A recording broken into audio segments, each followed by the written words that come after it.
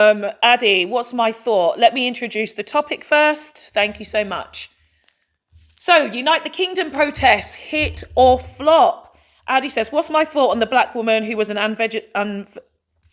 let me say that again. Evangelical Christian Zion, Tommy Robinson's march. Is it that, I can't remember her name, but she was wearing red, right? Disgrace. Any black or brown person on that stage was a disgrace. I've said this many times. I don't understand why black or brown people go so hard for these people.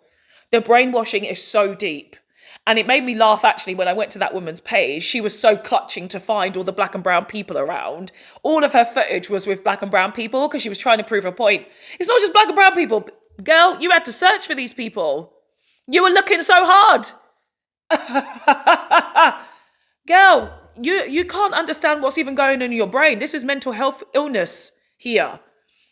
And in her comment section, everyone was saying, oh, you had the best speech of the day. Because she was black and she added her power to the speech. And everything is always to say, we're not racist. Look at us with all this diversity we've got here. There ain't no diversity. So that's my thought on her. Ridiculous. Absolutely ridiculous. Yeah, I know, Addy. It's definitely linked to anti-Muslim rhetoric. I absolutely know this for sure.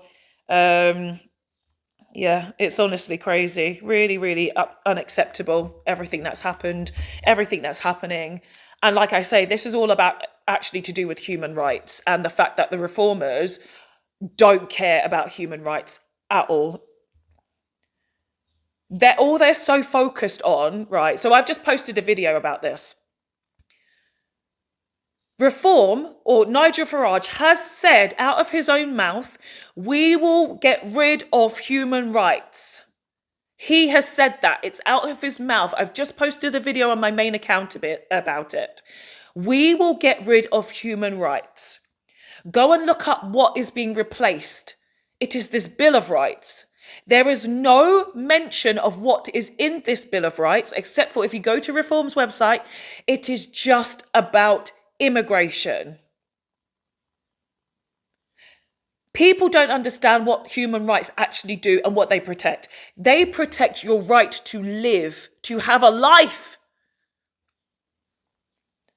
If you get reform in, they will be able to unalive you. Do you understand how serious this is? It is serious. You go to these protests, you are literally walking off the cliff into oblivion. ZQ7 says absolute flop of a march. It was. I showed a video here showing that there was only 50,000 people, but it looked like a lot less. There was a lot less at this protest than there was at the last protest. Saxon Breed is on my panel now. Now I know you've been blocked on my other account, Saxon Breed. Why are you here? Why are you here, Saxon Breed? Just to basically against your argument, basically. Now, Unite the Kingdom protest was absolutely fantastic. how? Just seeing all the patriots together, the English, the Anglo-Saxons together, marching to get their country. Brilliant. But do you see that there was a way less than last time? Like 1% But there was less. way less at the march because Reform getting in power kind of gives everyone a release. So they just thought there's no need to hit the. Oh, is that your reasoning? This time. Is that your reasoning? Well, It was the way it was promoted was that it was going to be the biggest event in British history. That's what came out of Tommy Robinson's march. And way less people, like a third of that was there before, came this time. A third. I know, I was one of them people. I went to the ones before, but this time we just thought, there's no point. We don't need to bother. It's the motion's already in process. We don't need to. We've done what we needed to do. So you think it's over now? You think it's done and dusted? No, it's already. It's set off. We've set the ball rolling. So now we don't need to carry on with our work because it's already started. Okay, if that's what you believe. Awareness, I'm glad that's what awareness, you believe. I'm glad that's awareness. what you believe because it means that your steam is already lost. That's what I hear from you.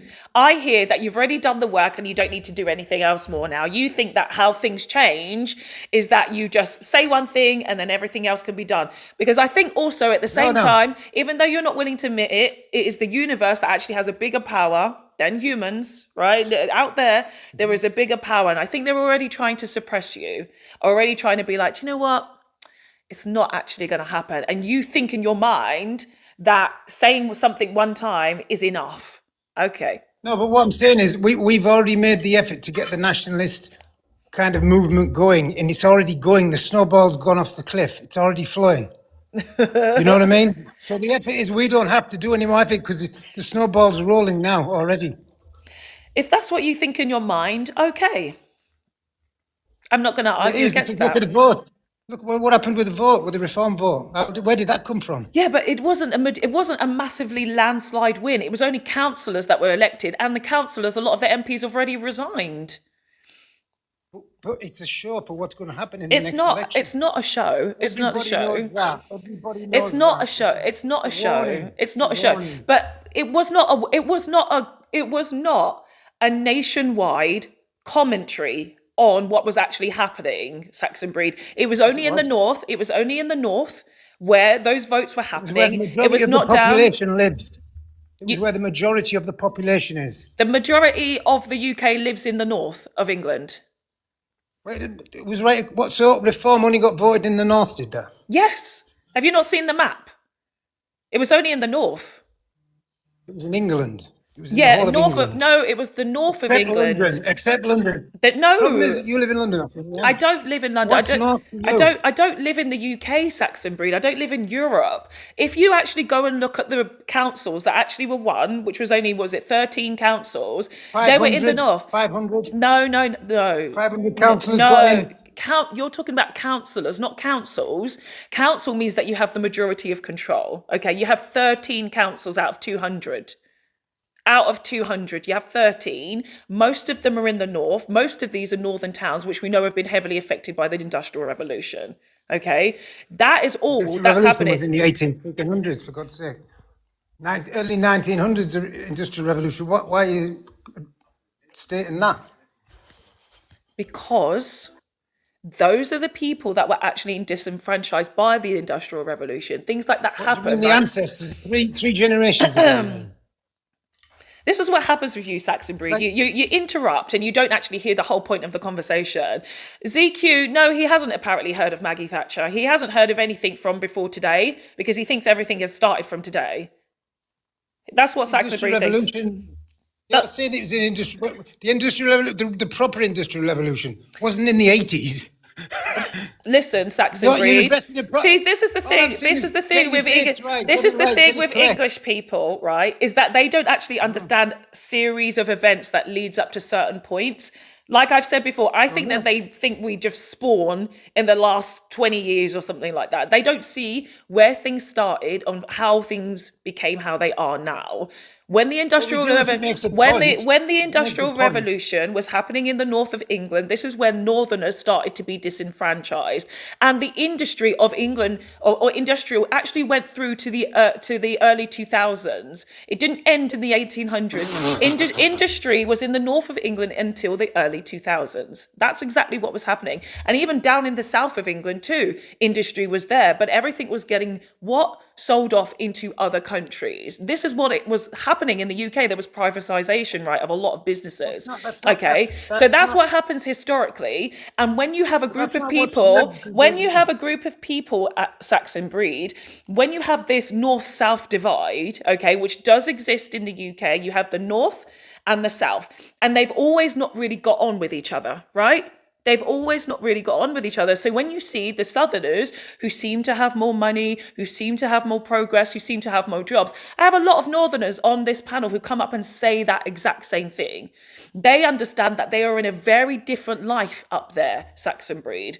The north of England, unfortunately, has not moved with the rest of the times. In those particular areas, you go to those areas that voted for reform, and then you go to the south, you'll see it is like night and day in terms of how much wealth has actually been spread throughout the country. That's facts, Saxon Breed. You can continue now. Saxon Breed, you can unmute. Let me unmute you if you don't know how to do it. There we go. I've sent you an invitation to unmute. Yeah. Okay. Right. So you're saying the Industrial Revolution in your mind is from the 80s to the 2000s? Is that the No. revolution you're talking about? Industrial Revolution was in the 1800s into the early 1900s, but then it changed into just being industry into the early 2000s. Okay, I see what you're saying now. Okay. Yeah, you see? Thank you. What, to me, there's always been that there is in every country in the world. It's just the nature of how things progress in a country. It's the not. thing is with the south, the population is massive compared to the south of England, and everybody knows that high population creates high economic turnover. But that's really, That's why but even the economic turnover really doesn't have much to do with, well, it does, sorry. It doesn't have a really big, well, no, let me phrase this properly. Industry is economy is just one part of the problem, okay, when it comes to actually how people vote. It seems to be what people are seeing at the first foremost part in the end, right? Because now what English people are doing are reflecting upon themselves and being like, well, I come from an area that was very, very, very industrial heavy, but why don't I have the finances that show that, right? This is how the conversation is happening in people's minds. And I had somebody at the weekend come up which said something really important and really interesting, is that she said, I come from the north, and when I go to places like the job centre, they're telling me, well, you're not going to get this job because a foreigner's going to get it. And I went to another job and they said because somebody else was going to get it. And she said, I felt. So you're going to deny what another white English person from the north has said? She was literally on here. She's racism. Huh? You couldn't get the job because of racism. No, listen to what I said, Saxon Breed. She was told that she went to the job centre and she was told she was not going to get a particular job because the UK was going to favour a foreigner over them. Who told her that? Are you telling me you've never heard that conversation at all in Britain? Who told her that? Are you saying someone in the job centre? Listen, Saxon Breed, like you're always trying to combat. Are you listen? I'm trying to get logic out of what you're saying. I know, but you're too busy always trying to argue with me rather than listen. Okay, let me say it again. Have you heard that conversation at all in your life, that people in the UK are not going to get the job, but foreigners are going to get the job instead? Have you heard that conversation? Yeah, I've heard that, yes. Thank you. That's it. Stop now. Stop. So stop now. Stop. So you've heard it. So you've stopped. Hold on. Saxon Breed. So you've heard the story.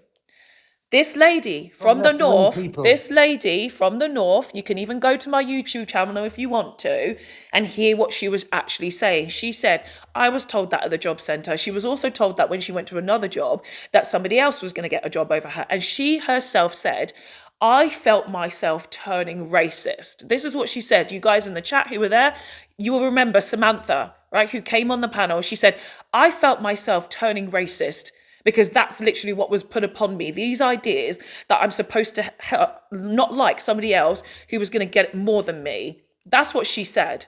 She said this. I'm quoting her. This isn't coming from my mouth, Saxon Breed.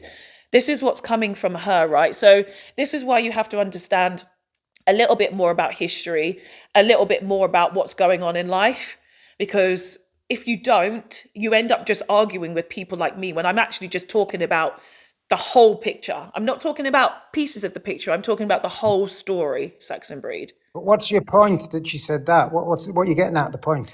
We were talking about the north of England, right? And we were talking about the south. She was from the north, right? And thank you so much, Ciara. This is what they want to divide, right? So even she was saying about the benefit system, and she was saying that she needed to have help, but she wasn't going to get any financial help, while her own sister-in-law had 6 children and had thousands of pounds of help from the government, right? So these are the ways that the government tried to manipulate you. In your own family, they tried to manipulate you. Through the media, they tried to manipulate you. Through the government, they tried to manipulate you, right? So when you guys come here and always try to argue, I just always ask you to please Don't look at me. Look at the bigger picture. Look at actually what's going on in the country. I know you think that you know, What is the point but of you getting don't. at though by saying that she's like that? Why? What is the point? Are you saying to say that I'm wrong in some way? You're saying No. she's an English woman. She's saying she's been told these things that she Yeah, can't yeah.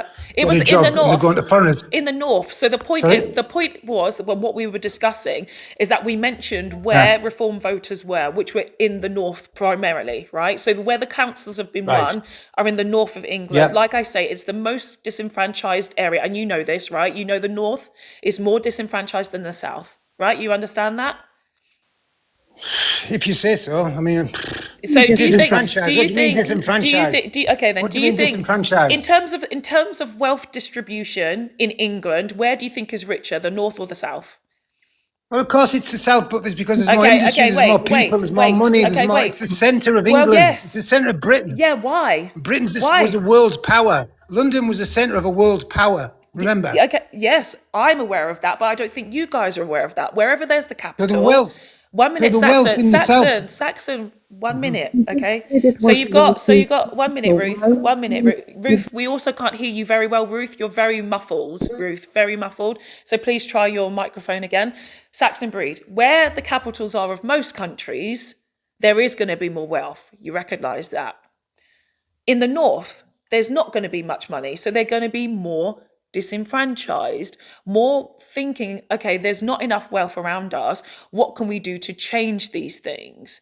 They feel Not to do with like that, man. It's about the boat people. They got voted in because of the boat people coming in. It's making people feel unsafe. It's simple as that. We're in 1 point something trillion, is it? Trillion in debt, and we're still No. letting in people. it's and 2 giving point them it's benefits for 2.7 trillion in debt, and God, the issue Jesus, is you also have a GDP of 4 point something trillion. Okay, you're the sixth richest country that you live in. So It's the lower classes feeling unsafe. It's the lower classes it's feeling not unsafe the, by the boat people. they don't That's feel it. It's as unsafe. simple as One at a that. time, please. Okay, Saxon Breed, higher up Saxon as well. Breed, just wait a minute. Okay, we need to talk one at a time because people don't hear otherwise. You guys should know that on my panel we talk one at a time. Saxon Breed, please don't unmute. If you unmute again, Saxon Breed, I'm going to have to drop you. Okay, so I'm going to move to Ruth now. So Ruth, you've just mentioned. Oh, Ruth has gone. Ruth has disappeared, but we've got Andy there. Andy, are you there? Can you hear me? Yeah, good morning. How are you? I'm good. How are you doing?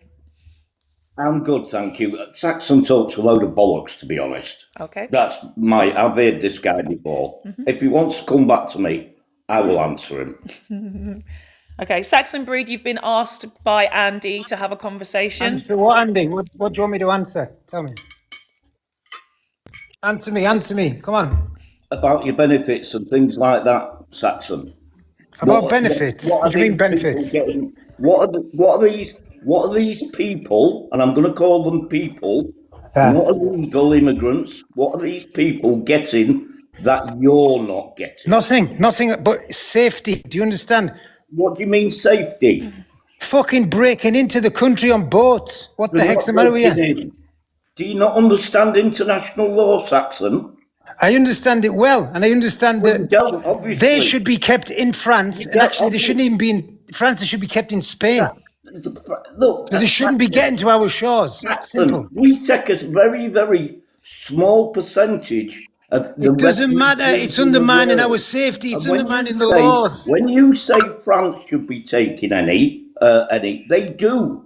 They take a lot more than what we do. Do you But know they the shouldn't biggest let them out of country- Spain. They shouldn't let them into France. Saxon, do you know the biggest country that takes the most? Hi guys. Let Saxon just answer that for me, if you don't mind.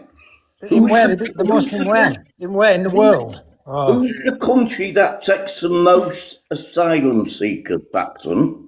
In the world or in Europe? In the area where Germany. they come from, who takes the most? They come from? Do you mean Africa? Spain? France? You're just shouting Well, random people- countries. Well, I'm just following You the don't know, rule about do the you? travel. The You travel don't through know. Spain, through France, and into Britain, or through the Middle East, through Greece, through Europe. In that way, there's two routes. Do you know something, Saxon? Also, do you know what's called the you say, well, they're costing us a fortune. No, I didn't That say money, that. I don't care about the money. It's safety. It's undermining our money, laws. what safety? What you on about safety? Psychopaths who get on a boat to cross an ocean that's 20 mile or 15 mile wide. Anyone who gets in a boat should never be allowed in the country because they've got obviously no education, have Okay, they? I'm going to mute Saxon Breed for a minute, and I'm going to mute Andy for a minute, because we had this conversation the other day. Saxon Breed doesn't remember how his own ancestors got to the UK, or actually at the time where it was called Britain. You know, people who come on boats, including his ancestors, obviously have a reason to travel and to do what they need to do. Andy is very aware, a lot of us are very aware, that the amount of immigrants, of asylum seekers, sorry, let's use the proper terms, asylum seekers is such a low number that Britain takes. It is an incredibly low number, and even less since the Brexit. And I know the issue is, don't unmute Saxon Breed. Let me finish 1 minute. 1 minute, Saxon Breed. We are very aware that since Brexit, the laws and the routes to actually come to the UK have been changed, and they're far more dangerous. So the problem is that there is a lot less empathy in Britain for people who are actually escaping war and escaping economic warfare, because war doesn't just look like bombs dropping on your head. It looks a lot more than that. It looks a lot deeper than that. When it comes to actually people coming to the UK, again, you need to understand what your own colonization did. You pushed English throughout the whole entire world. And so people are going to go to somewhere where they speak English, where they can set up and they can feel more comfortable. Britain has literally advertised itself as the home of peace, the home of prosperity, the home of where people can go and be free and feel safe.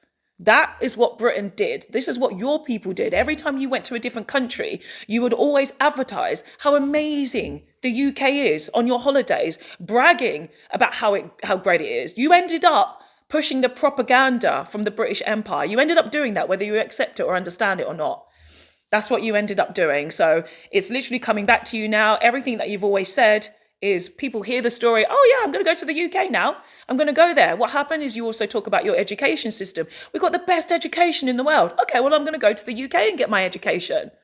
This is what has literally happened. If you didn't want people to come to the UK, you shouldn't have actually bragged about how amazing you thought it was.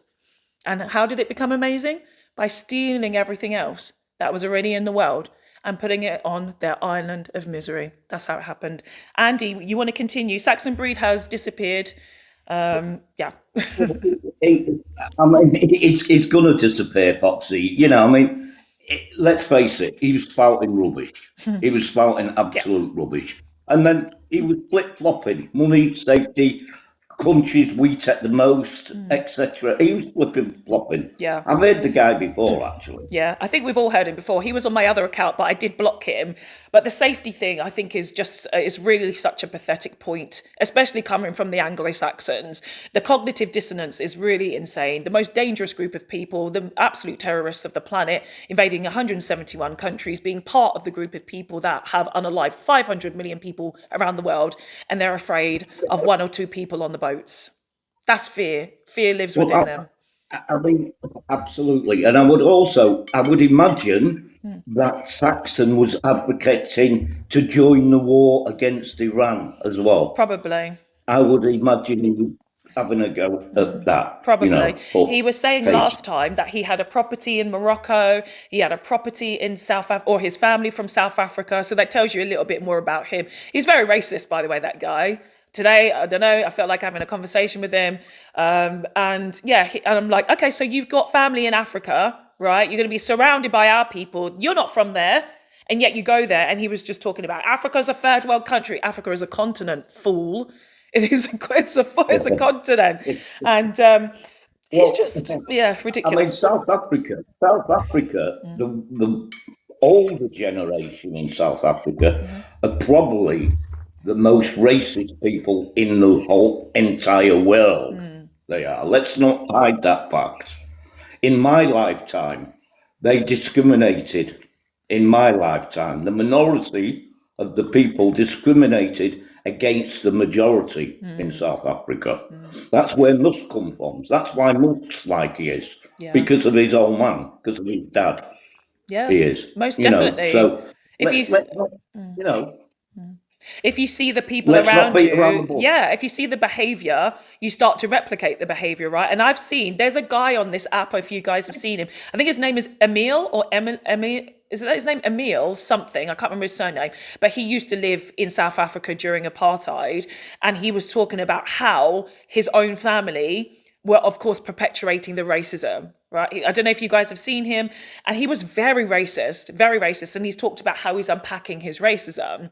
And his content I find a bit problematic, to be honest with you. And I find it very frustrating that people who used to be racist, it's like they want pats on the back for not being racist anymore. Like that's not a reward. You shouldn't get a reward because, oh, all of a sudden I've learnt my lesson. No, Yeah. just Look, do what you need to you're do and not, actually be a good human being. you're not born a racist. You have learned to be a racist. You have learned that. Yeah. You are. From either your parents or the people that you hang about with. You are. Yeah, most definitely. Thank you, Andy. I'm going to bring in Fifi now. Fifi, how are you? Hi, Hiya. I'm fine. Good.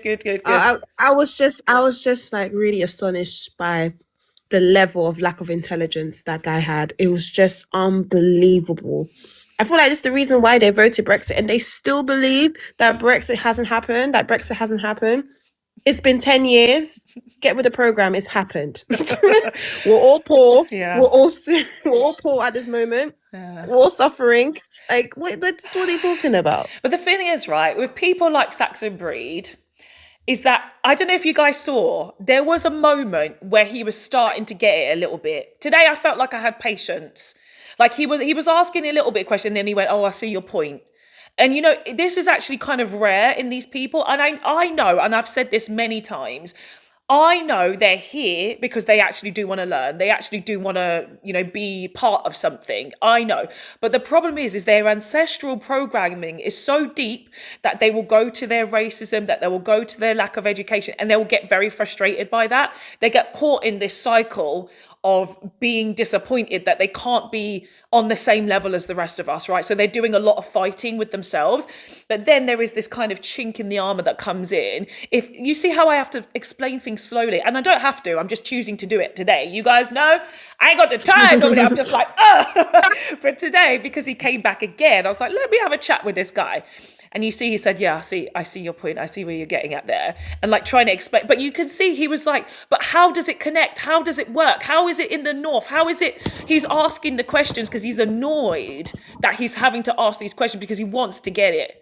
I know he wants to get it. He's still very annoying as a person. And he's not somebody I'll be hanging out with anytime soon. No way.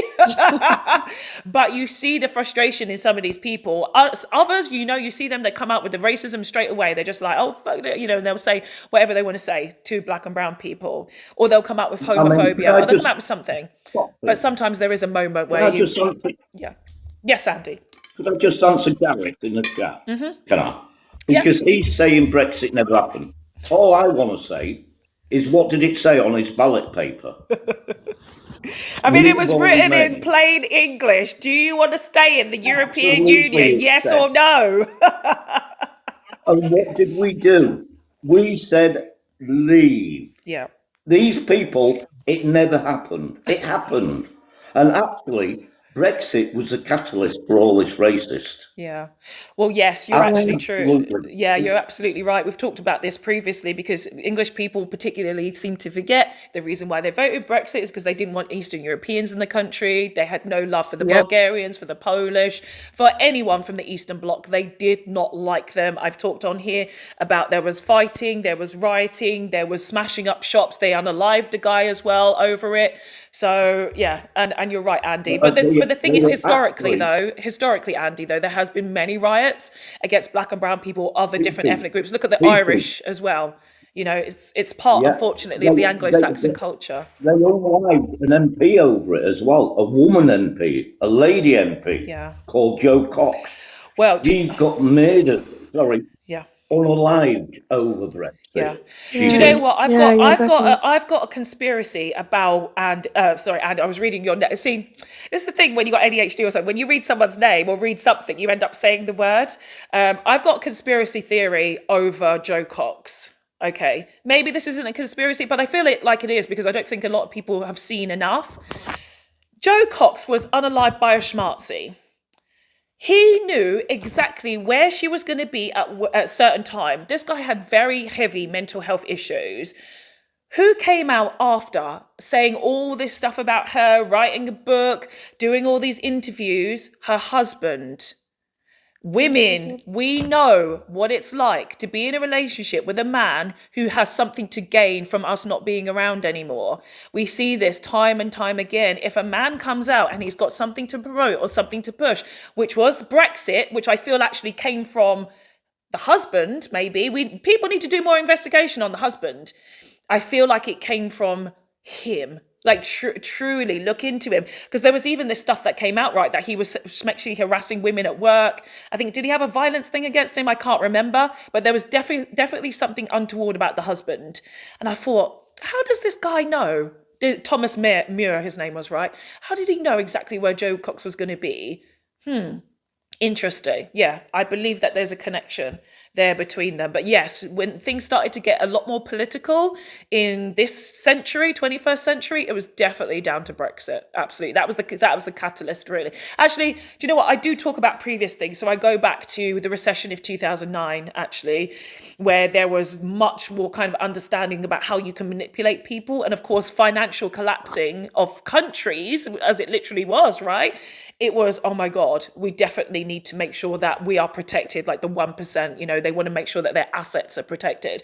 And then there's been... It's happening again. Yeah, Foxy, it's exactly. happening again with Iran. Yes, exactly. I've just watched a whole half an hour on the news about what's going to happen with the country. Yeah. Or the world, let's say.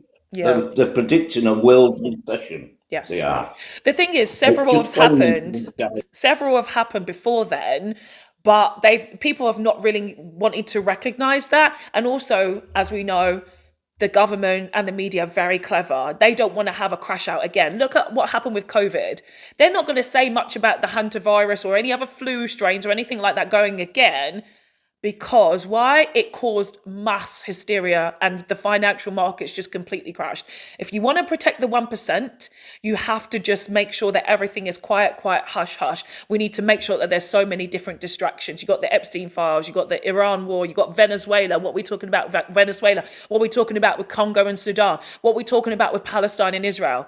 All of these conflicts that are happening always get suppressed every single time because you have the 1% up there always just trying to protect their interests, which are just in the name of unfathomable amounts of greed. And that's all it is, pure evil and greed. If you look, Fox, there's been tumbleweed about Farage and this 5 million in the press. Absolutely tumbleweed. Yeah. And that really doesn't surprise me with that. The thing that concerns me more is in 2019, when Jeremy Corbyn was running for Prime Minister, that the same guy paid Farage and Johnson £1 million each for Farage to stand down his candidates, to give Johnson a free rein, a free run at it, because they knew Jeremy Corbyn was going to win, and he would have won. Yes. If Farage, if he would have won. Most definitely. He was on the path to win. Everyone was feeling great and excited. But what did they do? They just did an absolute smear campaign. Because, of course, I'm trying to remember the timeline now. The fact that Hillary Clinton, of course, didn't make it as being president because she sent some emails. That was the only thing. The way that British people, let's even say white Western Europeans, the way that they can be so easily manipulated is very worrying. And this is why I keep saying about, reform and actually understand these Unite the Kingdom protests. We have to be real about it.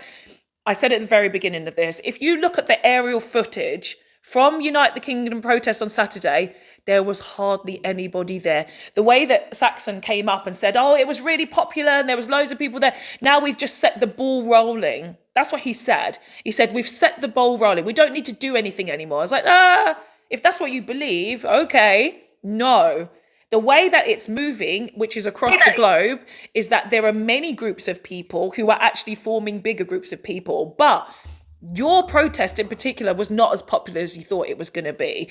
I tried to educate him a little bit about actually what happened with the elections 2 weeks ago. You were not as popular as you thought you were going to be. You only got now 13 councils out of 200. That's like hardly anything. You haven't got the majority. You think that you're running shit all up and down the country. You're not. It's in the northern area, like I was trying to tell him. That is just around the areas that are most disenfranchised. You think this is going to be a good thing. But when you look at other places like Clacton, who have had reform for quite some time, Clacton people tell you that everything has got so much worse. It's got so much worse. So this is where it is, right? It's like English people, if they are going to vote like this, understand you are voting for your own demise. If you want to do that, fine. People like myself, we already left the country. I left Europe. Do what you need to do. They believe, sorry, Fox, they believe that, all brown and black people will leave, the country. But you know what's so funny? In Reform, how many candidates are Asians? Yeah. Yeah.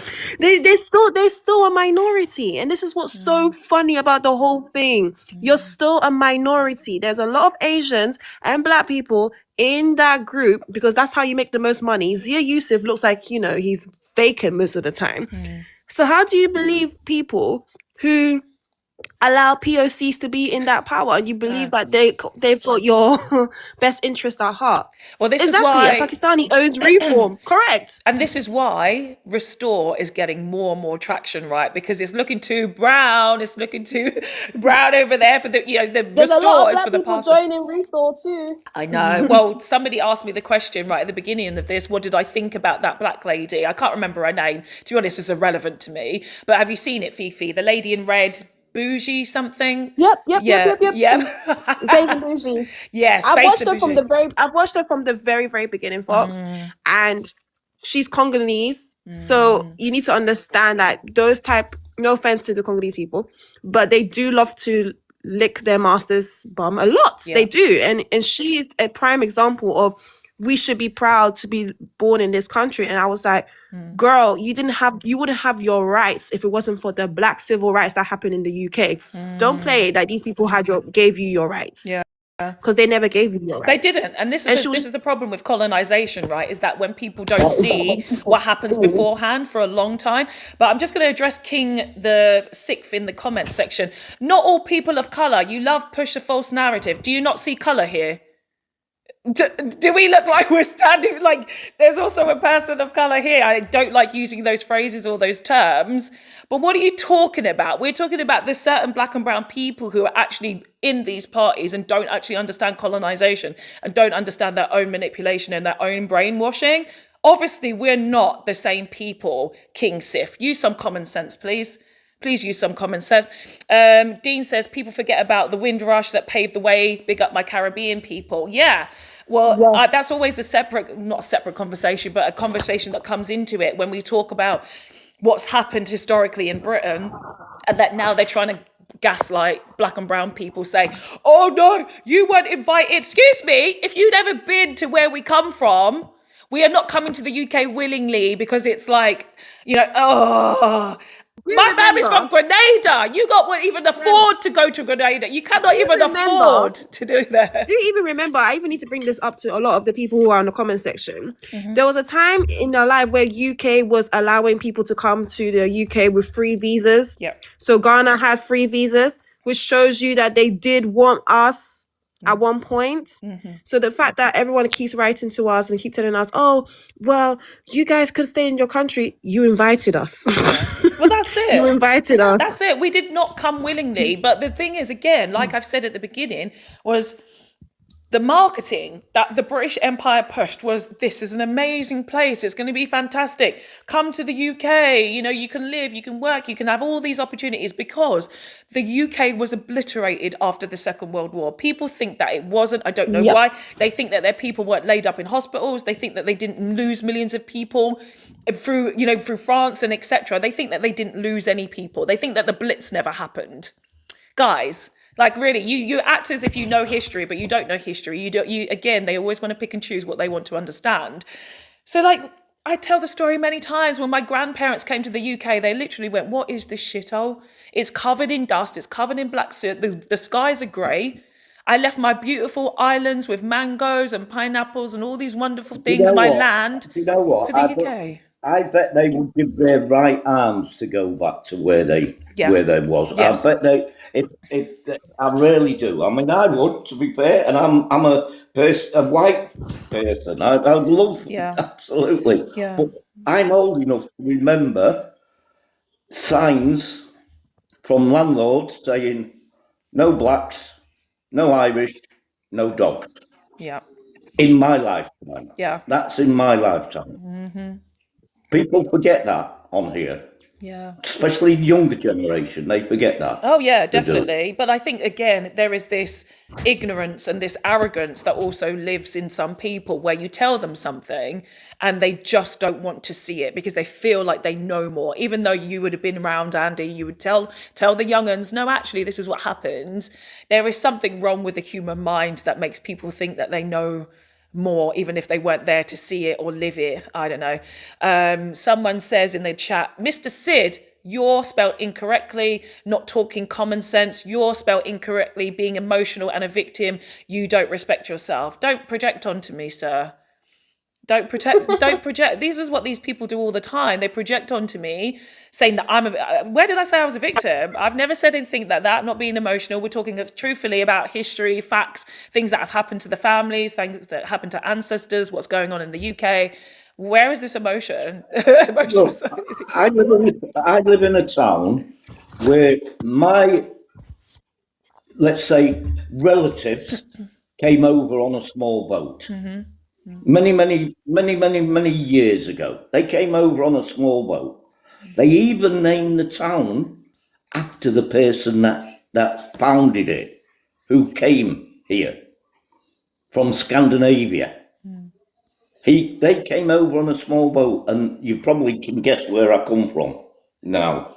Or No, what Denmark. area? Denmark. What do you mean from Denmark? Absolutely, the Vikings. Yeah. The Vikings. Yeah. The town was named after a person who arrived on a small boat, and it actually, hey, the history of these people is unbelievable. We are an island of immigrants. We are an island of immigrants. We always have been. Yep. Always have been. Exactly. It's been invaded multiple times. It's had migration, immigrants multiple times. But I always say this in British history is that with the British Empire, nothing was illegal until the British decided to put laws in, right? Because they didn't want anything that they did coming back to them. So when they invaded and they went to all these countries, they said, right, we're going to make it illegal for anybody else to go to these countries without particular documentation or to be able to have as much freedom of movement. That's actually I don't know if you guys know this, that the passport actually came from, it was King Henry the something. I can't remember which one, but it was actually more to do with trade, I think. And then it turned into a document for movement, which of course became a British privilege having this document. So, yeah. You mean the East India Company, don't you? You're talking about the Maybe. East India Company. Maybe, yeah. That's where it come from, all this. Because it was done for trade to start off with, and then it was brought in for movement. Thank you for that, Andy. Thank you. Yes. Yeah, so that's where it came from. And again, this was the British privilege. We can go to your land. We can do whatever we want to do in your land. But you can't come to ours. You can't come to ours. Like, well, you see how colonized I am? I said ours. Ours. Come to ours. Come to ours. Mr. Sid, you are displaying victim mentality. Yeah. You are displaying it. Nobody else. You are displaying that you're a victim. Yeah. This is all they do. They just come here not knowing anything about history, not knowing anything about today. They see people who know their history. They can string sentences together. They understand what's going on in the country. And they are just so far behind that they're like, you don't know what you're talking about. Andy, thank you so much for being somebody from Northern Europe who actually understands history, understands what's going on, knows what's going on in the country, knows what's going on today. Andy, hopefully that you become a role model on these apps for the younger generation and for the others like Anglo and like what's his name, Saxon Breed, to just, you know, take a little bit more time to just relax and know that people aren't coming for you. We're just talking truthfully about shit. Anything that you take is maybe probably to do with your own ancestral line, because maybe there's some guilt there that your ancestors did some shit to the world. And I think that's probably where it comes from. Probably your ancestors maybe didn't do something else, Andy. That's maybe why you've got a bit more realism. But Saxon, he's put Saxon in his name. That kind of might tell me a little bit about his family line. It might be a little bit different. Fifi, you got some points you want to add as well, I think. Yeah, I do. I just want to say that no one is telling, like, I just don't understand this whole situation. I didn't understand what they were protesting about this time. Even in general, I still don't know what they're protesting about. But, you know, they really did, like, I work in the NHS and they blocked off a few roads.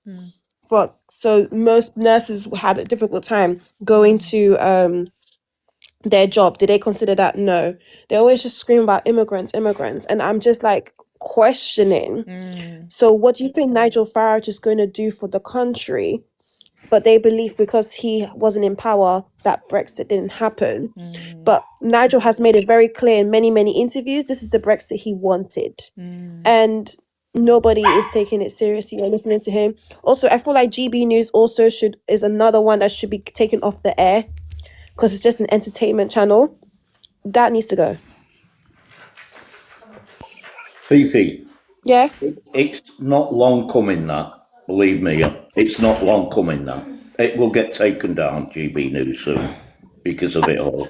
I really hope so, because it's just it's a very silly channel, and it's allowed that beige and bougie girl to become big because she's a black lady that speaks their ideology. And it's really scary because it's like, girl, do you not understand that you wouldn't have rights if it wasn't for the Windrush generation people, the Africans who did the Black Panther movement, all those stuff in this country for you to for you to even have votes. Do you know our first MP is Dawn Butler? That's crazy. Diane And she Abbott. doesn't see this. Diane Abbott. You mean Diane Yeah, Abbott? Diane Abbott, sorry, Do you yeah. know what? I get those names confused as well. I brought this up the other day, Gosh, and I there's too many Ds. went Dawn Butler. No, Diane Abbott. Like, yes, the D's. It's just too many D's. But that's the thing. Like, if Yeah. people don't recognise who came before them, then they just the fight that people have had to go through just gets completely lost. And it is really sad that you have black and brown people who go onto these channels and they do these certain things and say these certain things. It's just, it will never resonate with me, with my friends, my family, the people I know. Like, it would never resonate with us. Yes, some of us maybe have been a bit lost along the way, being like, oh, well, you know what, saying nice things about Britain and saying nice things that happen there and stuff, because of the brainwashing and the manipulation and not seeing below the surface, right? It kind of reminds me of that graphic of where you got the iceberg at the top that's floating and looks kind of pretty on the top, but then underneath you've got all that stuff, and then you've got the sharks in the water as well around that. And that's kind of what the UK is, I think. And I always do compare it to kind of like a polished turd. That's what I compare it to. And I'm talking about UK, right? So the United Kingdom, not Britain. Britain to me is something different. And I am going to talk about Britishness on another live, maybe tomorrow. But the United Kingdom, how it was formed in the most horrific ways and for the most horrific reasons. Britain is something else. And how Britain has become what it is now, again, I think is something else. And like when I say the UK is a company, it's a business, I say England is a business, English people get very upset about it. No, it ain't. Like, well, you guys, you're literally, and one of the videos I really wanted to show, but I can't show because I don't know how to do it on here without getting a restriction. There is a guy, actually, let me see if I can play it. Let me see if you guys can hear this. So it's about, again, the lack of identity with the English, because I don't know if people are noticing this. This stuff is around the world. People are very confused. Americans are confused. French people are confused. They're all like, what's going on in the UK? Why are they doing this? This looks ridiculous. Like, people are off their head. People are seeing this shit now for the nonsense it is. Let me see if I can play this, okay, guys? if you can hear this. And this is, again, like I say, about the lack of identity within the English, right? There is very much a lack of identity, and that means it can be sold off to many different groups of people and for many different reasons. So hopefully you can hear this. By people who do not live here and refuse to assimilate to our culture. People like Tommy Robinson, Ant Middleton, Katie Hopkins, Kelly J. Keane, Lawrence Fox, and Nick Shirley. There were loads of flags for the Republic of Genoa. Why? Last time I checked, this wasn't the Republic of Genoa. People were drinking all these foreign drinks, like Stella Artois, photographers taking pictures of women without their consent. I'm okay with people who come into London as long as they don't do un-British things, like licking the boot of a South African billionaire. I want the loudest roars and a round of applause to Elon Musk. Reading from some foreign text that a king translated all about some Middle Eastern lad. Actually, I want to read a bit of the Bible. Yeah, I watched this one. Listening to an American and taking him seriously. Predominantly men come over here, they get on stage and they just start making things up. Last year in the United States of America, 66% of the murders were by illegal immigrants. That means 66% of the murders didn't have to happen. I'd argue that all murders didn't have to happen, Steve. That figure, not true. The actual research points in the opposite direction. Available evidence shows that illegal immigrants are actually less likely to commit crime. They also did some live butchering, which was weird, of this song.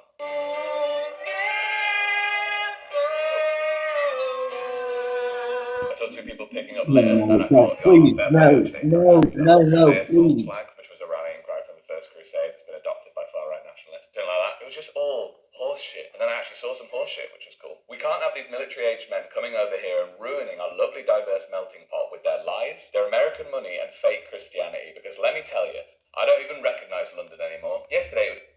So you see how easy it is for English people to become something else, bringing in other ideologies from other cultures and other religions that they actually don't practice themselves.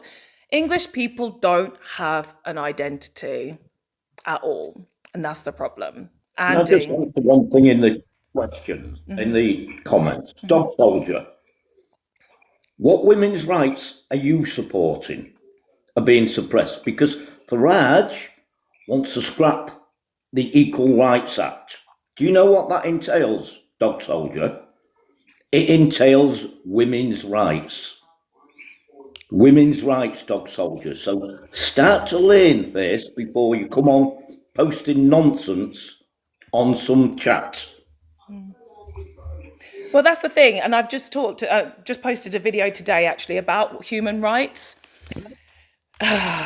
Let's school the class, shall we? Let's school the class, okay? Let me go to something of your age. Toy Soldier, Dog Soldier. Toy Soldier, Dog Soldier. I go to BBC Bitesize, which is the website for children, to explain things to you very slowly. Dog Soldier, particularly for you, I'm going to read the definition of the human rights from a children's website, okay? Let me get it right now, because I literally just posted this on my main account. You guys can see this. All right, let me read it for you exactly what it means. The definition of what human rights does, okay? So everybody, every human person has human rights. And the government creates laws to protect these human rights, okay? What is a human right? It protects people from harm and abuse by the government, public bodies, and other groups. That's point one. Point two, it protects people from discrimination by the government, public bodies, and employers so that everyone has equal opportunities. Okay, point two. Point three, it protects the most vulnerable groups such as children and the elderly, right? So if you don't want your kids to be protected by human rights, don't have children, seriously, and you're voting for this shit. And also, if you don't want to become old, you might as well just finish yourself now. Like, truly, you're not even protecting yourself or your family. Next one, ensure that all laws the government passes meet international human rights standards. So that means that you as a British citizen, if you're going to be treated a certain way, you're going to have the same treatment when you go abroad. This is an international standard for human rights. The next point, ensure access to affordable housing, healthcare, and education. Do you not want access to affordable healthcare, housing, and education? No, you don't want that. That's part of your human right. You have a human right to be able to do that. The last point, and the most important point, Dog Soldier, is that it ensures the safeguarding and survival of individuals because you have a right to live. If you don't vote for having human rights, they can unalive you. You can be unalived. You can be exiled from life. Your life can be extinguished. You can be finished as a person. If you don't want human rights, that's what you're voting for. And this Bill of Rights, okay, guys, let me educate you a little bit further. The Bill of Rights that Reform wants to put out, there is nothing in it that addresses human rights. Nigel Farage, out of his own mouth, has said, we will get rid of human rights. He said that in a conference. Go look on my page. This is exactly what he said, okay? He said this. 1 minute, let me finish. Let me finish, Andy. I'm not finished yet, and I'll bring you in. 1 minute.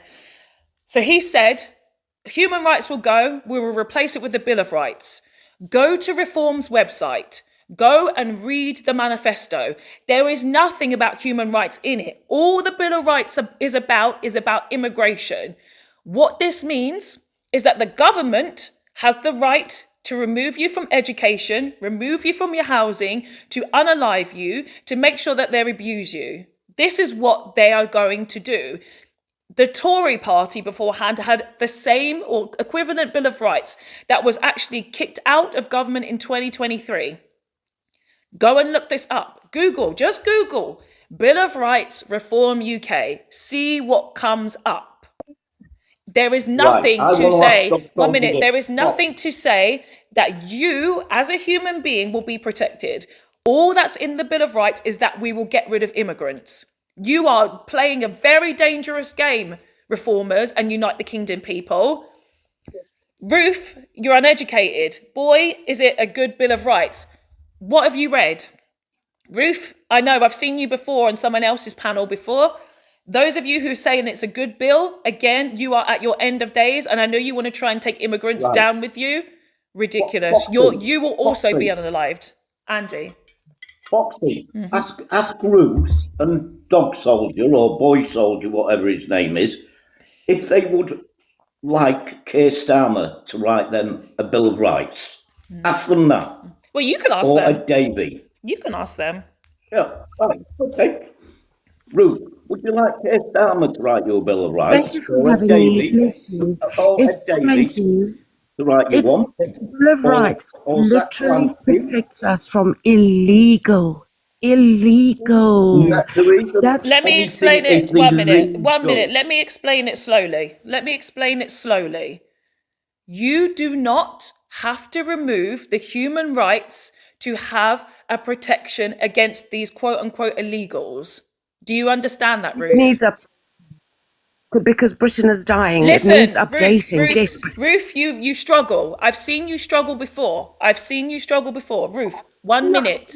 Listen. I'm human. Ruth, be quiet a minute and listen. Listen a minute. Don't talk, just listen. I'm trying to educate you here.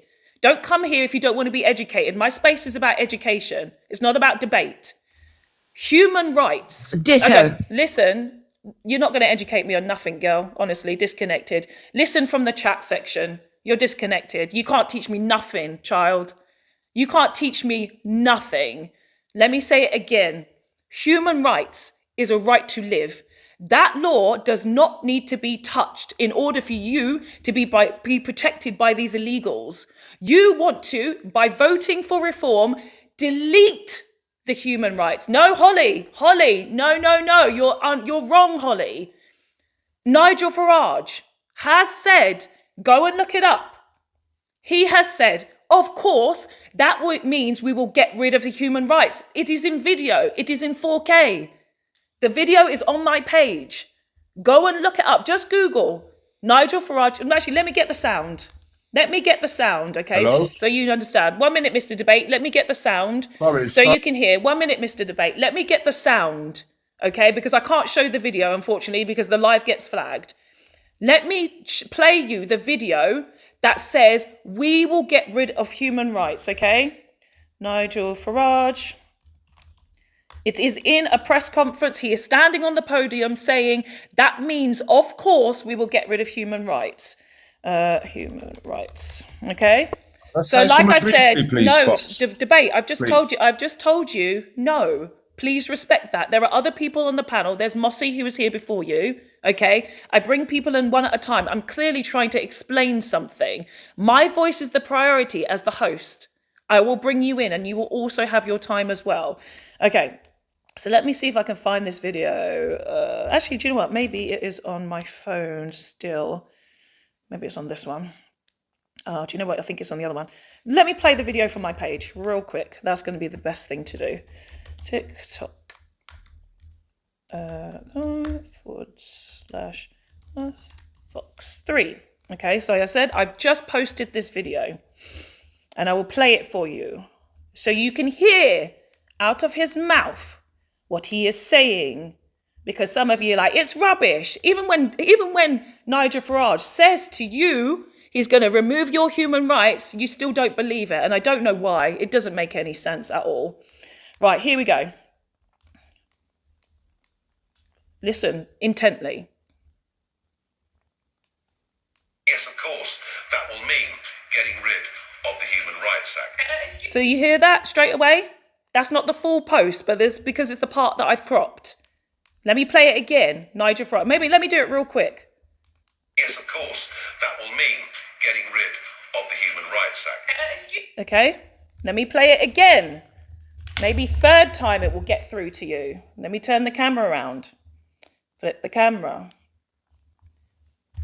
So I crop the most important parts because you guys are still focused on immigrants, that you don't listen to the parts that they actually do say. Yes, of course, that will mean getting rid of the Human Rights Act. Excuse me. You see, the problem is, like I say, you guys are so distracted by immigrants and immigration that you don't even understand what that means. You don't have to touch the Human Rights Act to be able to deal with what you call illegal immigrants. You don't have to do that. You don't have to do that. You are very, very lost and very brainwashed if you think that that is a necessary thing to do. Like I said, the Tory government tried to mess with the Human Rights Act before. It was scrapped in 2023. It's now been brought back again. This is not good. Okay, Mr. Debate, what would you like to add? First of all, good morning and thank you for having me up here. I'd like to say, it's not me disrespecting, but the woman who come up and had something to say, I think that she should know these things, or anybody of us. If we're going to have these conversations, I think that if we are not ready to listen, then and we want to talk about these things, we should at least know what we're talking about. You understand? But I would also like to say that I think we can all learn from each other. When we say that, oh, we can't learn from you or anything like this, I think we can. People have higher education than others. I've learned from people in poverty with no education. So I think that we can all learn from each other. But United Kingdom, I think it was definitely a hit. It was not a flop. Why I say this is, even for, let's say, the people on the left, I think it was good for them also because it has the country talking. So many people are talking amongst themselves. Look, you're here today with the prompt on your screen talking about it. So whether it was, I'm sure people having these discussions about it today, they are going to benefit. So either way, I think it was a benefit to see that many people come out in the British public, to even get out their houses nowadays and come off their phones is a great thing. So I think it definitely was a hit. You know what I mean? Yeah. So, I think it's really just 1 minute, Andy, 1 minute, and then I'll bring you in, Andy. Yeah. I think this is what does make it important, is that if you had these sort of people in their houses, you might not be able to see the threat that they actually could pose to society. I'm taking your point, Mr. Debate. I'm thinking it's a positive. At the same time, let's be real. Like I've said, there were, what was the number before? 150,000 at the previous protest. This one was 50,000. There's a lot less. In my mind, it was a positive to see less people at this. For me, it was an absolute flop. It was an absolute flop. And I think it was very humiliating for the rest of the world to see, which they've seen the footage now from this protest. And people are very embarrassed. They're like, what the hell is going on in Britain? Why are they doing this? This seems nonsense.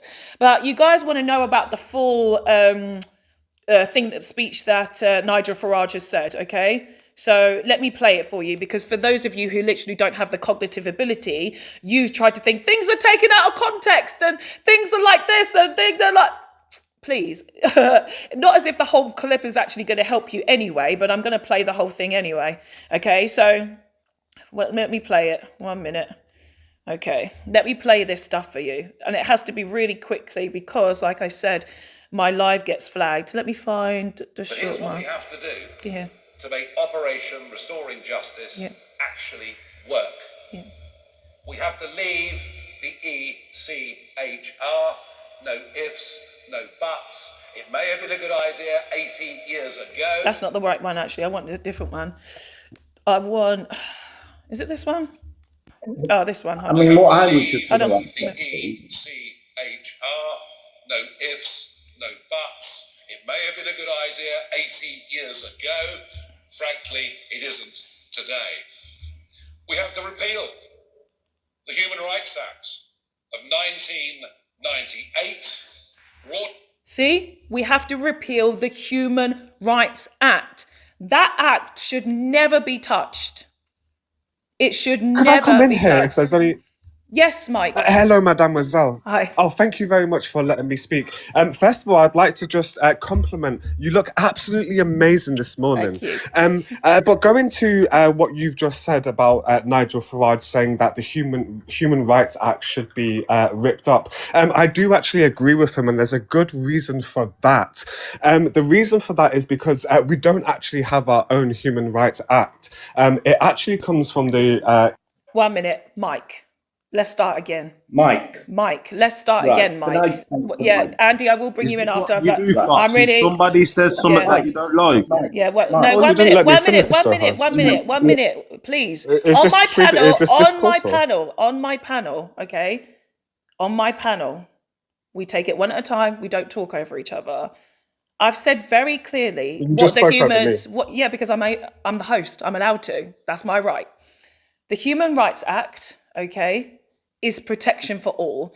Mike, my question to you is, why can't there be an additional act or something that specifically is for Britain? Why do you need to get rid of the whole thing instead of having an add-on? Fantastic, and that's what I was about to say before you rudely cut me off. And Let's if let you let us me hear him finish, say exactly. If you let me finish, I'll be able to. Disconnect. Don't talk to me disrespectfully. It's not necessary. You're disconnected. You could have had your point up there, but don't talk to me. Tell me that I'm rude. I'm allowed. I'm allowed to. 1 minute. 1 minute, please. 1 minute. Okay. You guys, maybe you're not used to actually having decorum in the spaces that you go to.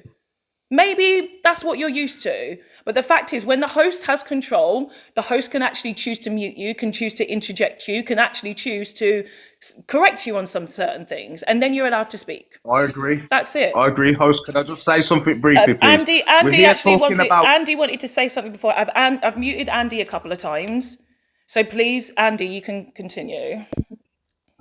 I'm sorry if I was getting excited there, Fox. Sorry about that. I just wanted to talk to basically Mike to say, why on earth does he disagree with it? You know, again, who would you want writing this British Bill of Rights? Would you want Farage writing it? Would you want Starmer writing it? Would you want Badenoch writing it? Would you want Ed Davey writing it? Would you want Zach Polanski writing it? Yeah. Who would you want it? Well, this And is a lot of people in the chat thinking it's a European bill. It's not a European bill. It's totally separate. yeah. I'm It's not. amazed that people don't know. They don't get it, right? They literally don't get it. Let me try and explain this again. Okay, for all of you guys in the comment section that's saying I'm disrespectful, saying that I'm rude, saying that Mike hasn't got a chance to speak, tell me exactly what is going to be written in this Bill of Rights. Like, just tell me. Tell me, right in the comment section. Can I tell you? Just 1 minute. I'm asking people in the comment section first, and then you can actually come in, Mr. Debate. Guys in the comment section who know about this Bill of Rights, write in the comment section what's actually going to be in it. You want to do away with human rights. You're okay with that, right? It's going to be completely deleted. You're going to have a British Bill of Rights. Write in the comment section what is going to be in it. No, guys in the panel, please stop saying sorry and then interrupting me, because you're not sorry then, are you? I will bring you in. I know who's waiting. I know, Andy, you're waiting. I know, Mr. Debate, you want to say something. There are more people who want to come up. In the comment section, write exactly what this Bill of Rights is going to say. Who's giving me some answers? Let me actually see who's actually going to say something. Holly says, I would never want to do away with the human rights. Real Gossip says, there's no Bill of Rights. It's a lie. Lee ain't got a Scooby-Doo. Wishy-washy House of Lords will write it. Will they? Have you actually seen that as proof? Please provide the proof if you've seen that. It's not. Has anyone else actually said anything about what's going to be in the Human Rights Act, in this British Bill of Rights Act? No, there's a question mark. People actually don't know what's going to be put in this British Bill of Rights. Like I've said, I've read it. I've read this Bill of Rights. It is just about immigration. There is nothing about about the rest of human rights. No, it doesn't say that, Mike Holton. There is nothing from Reform that says they will go back to the bill before joining the EU. It doesn't say that in there. It does not say that. Really, guys have not even... No, Beardy, you haven't read it all as it hasn't been written yet. So isn't that interesting, right, guys? Beardy in the chat has said you haven't read it at all as it hasn't been written yet. But you guys want to put in this Bill of Rights without it being written yet. Beardy has just said it hasn't been written yet. And yet the rest of you are wanting to do away with a law and rights that have already been written for something that hasn't been written yet. That's what you want to do. This is what you want to do. Reformers want to do that. Mark Holton wants to do that. It was proposed. It's in the... No, if there is a law that's going to be passed and something, which has been, if you go to the Reform website and you go and see their manifestos, go and see the documentation, they have talked about their Bill of Rights. Go to the homepage right now. Go to the policies. Wishy, I will bring you in. There are other people waiting, clearly. Go to the Reform... Trisha, I ain't got time. I got to go to work. Goodbye. You're dropped. Don't call me that. That's fucking racist. Please, can you delete? Can you block Wishy-Washy? Please block her. Thank you so much, mods. So one minute. Go to the Reform website. Go and look at the policies. There is only one documentation that actually says about the Bill of Rights. The thing is, I can read. I know you lot can't read, but I can read. Thank you, Beth. I can read. That is my privilege. I can read. I've read it. There is nothing about it. The Bill of Rights is about leaving the ECHR and only tackling immigration. That is it. Right, Andy, we'll go with you. Then we'll go back to Mr. Debate. And then, actually, no, we're going to go to Droog after because Droog is waiting. And then Mr. Debate, I'll come back to you after Andy. Okay. No, Andy, you can go first. Oh, sorry. I thought misheard you. Right. If the EHCR is so bad, how come the current government was allowed to deport 17,000 people last year? If it's that bad. Yeah. How come? Well, even so. How come? Yeah, we talk about the Windrush scandal. My family were directly affected by that. There were still deportations allowed to happen. These people who are just focusing on these boats, to me, I think it's honestly quite crazy. I do think it's quite crazy. I feel like English people particularly need to be a lot more smarter than they actually are. Of course, that is a hard task, unfortunately, asking them to see the bigger picture, asking them to see where the threats are actually coming from. It's not coming from people who are actually escaping tragic things that are happening in their countries and coming via these routes. It's not happening at all. No, sorry, I said I'll go to Droog. Droog, are you there? Off Teacup, and then I'll come back to Mr. Debate. Droog, are you there? Yes. Droog. Oh, yeah, you're right. I'm good. How are you doing today? Yeah, good, thank you. I mean, I didn't know that only 50,000 people had attended that Unite the Kingdom protest. Yeah. That's hilarious. Just 50,000 people. I mean, that's something like, I think I did the maths, and that's something like 0.007% of the country. that actually attended it. So that's a microscopic number of people. And, you know, I mean, like at the last election, Reform got 4 million votes. And that's like 50,000 is a tiny, tiny number of 4 million. Yeah. So they really are just like a far right kind of tiny portion of the society. And I can see all the bigots in the comment section now claiming that it's more than 50,000. It's not. They're all going on about it being 3 million and 10 million. I remember when 1 million people marched on London about the Iraq war, and that was 1 million people. You couldn't move. The place was rammed. Yeah. It was to the rafters. It was shoulder to shoulder. The video footage was incredible. It looked like millions more than that. Yeah, you look at the video footage, and the other thing as well, the social media presence of this march was just wasn't there. I mean, I've seen previous marches where I've not been able to scroll through Facebook, TikTok, Twitter, and actually get away from it. But this time there was barely anything. Like, was the football on or something? Were they all watching the football instead? Because I reckon, you know what, if we made the football a bit cheaper, all these racists would go away. They'd all go back to watching the football, they would. Do you know what? I think you've got a point. I think you've got a point there. I think you've actually got a point. Because we talk a lot about this, especially the people that are protesting every weekend. They literally don't have anything else to do. They're very bored people. And so these protests they're a day out. They are literally a day out. There's something to do. Let's go to the Capitol and carry a flag and enjoy the sunshine. And it's an event. It's an event. And on that point, just 1 minute. Yes, it's true. Just 1 minute, Drew, and I'll bring you back in. Guys in the comment section that say that this was a lie, okay?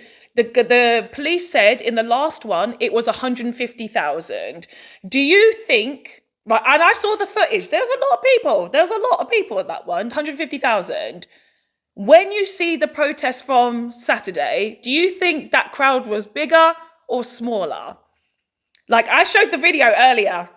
Do you think it was less this time? Do you think it was less this time, guys? Who's going to be honest? Do you think more or less people came than the last time? It was smaller. I'm asking more or less. More or less. Clearly less. The same amount. No, you obviously haven't seen the footage. 50,000. It was less. You actually see that, yeah, it wasn't the same, it was smaller. It was less. Go and look up the footage. Maybe let me try to do it again real quick. I got a violation last time for doing this. But let me do it real quick. Aerial view. So Unite the Kingdom. So you remember the Unite the Kingdom aerial view last time, right? It went very far. Super, super far. This time, okay, so you'll see the start of it here. Let me do it real quick, so I don't want violation. Right, you see the start? This is the back. Here. Goes all the way down. Down, down, down. I'm just going to move it a little bit because otherwise we'll get violation. We don't want that. So this is the aerial view, okay? One street. And that's the end of it there. You're trying to be out here saying that was millions. Anyone who's been to Notting Hill Carnival, that's 1 million people, 2 million over the weekend. Yes, Drew, that is it. That is it. If you think that you were so worldly and this was so popular, it was not. It was not. It's so exactly. It's well less. It is so much less.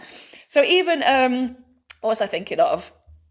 Yeah, 50,000. And people were saying that actually that feels like it's a bit too much. But the police have said 50,000.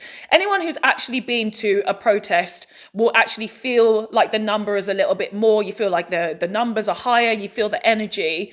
But it's not actually the case. And Saxon, who came up earlier, said, well, we didn't need to attend because the work has been done.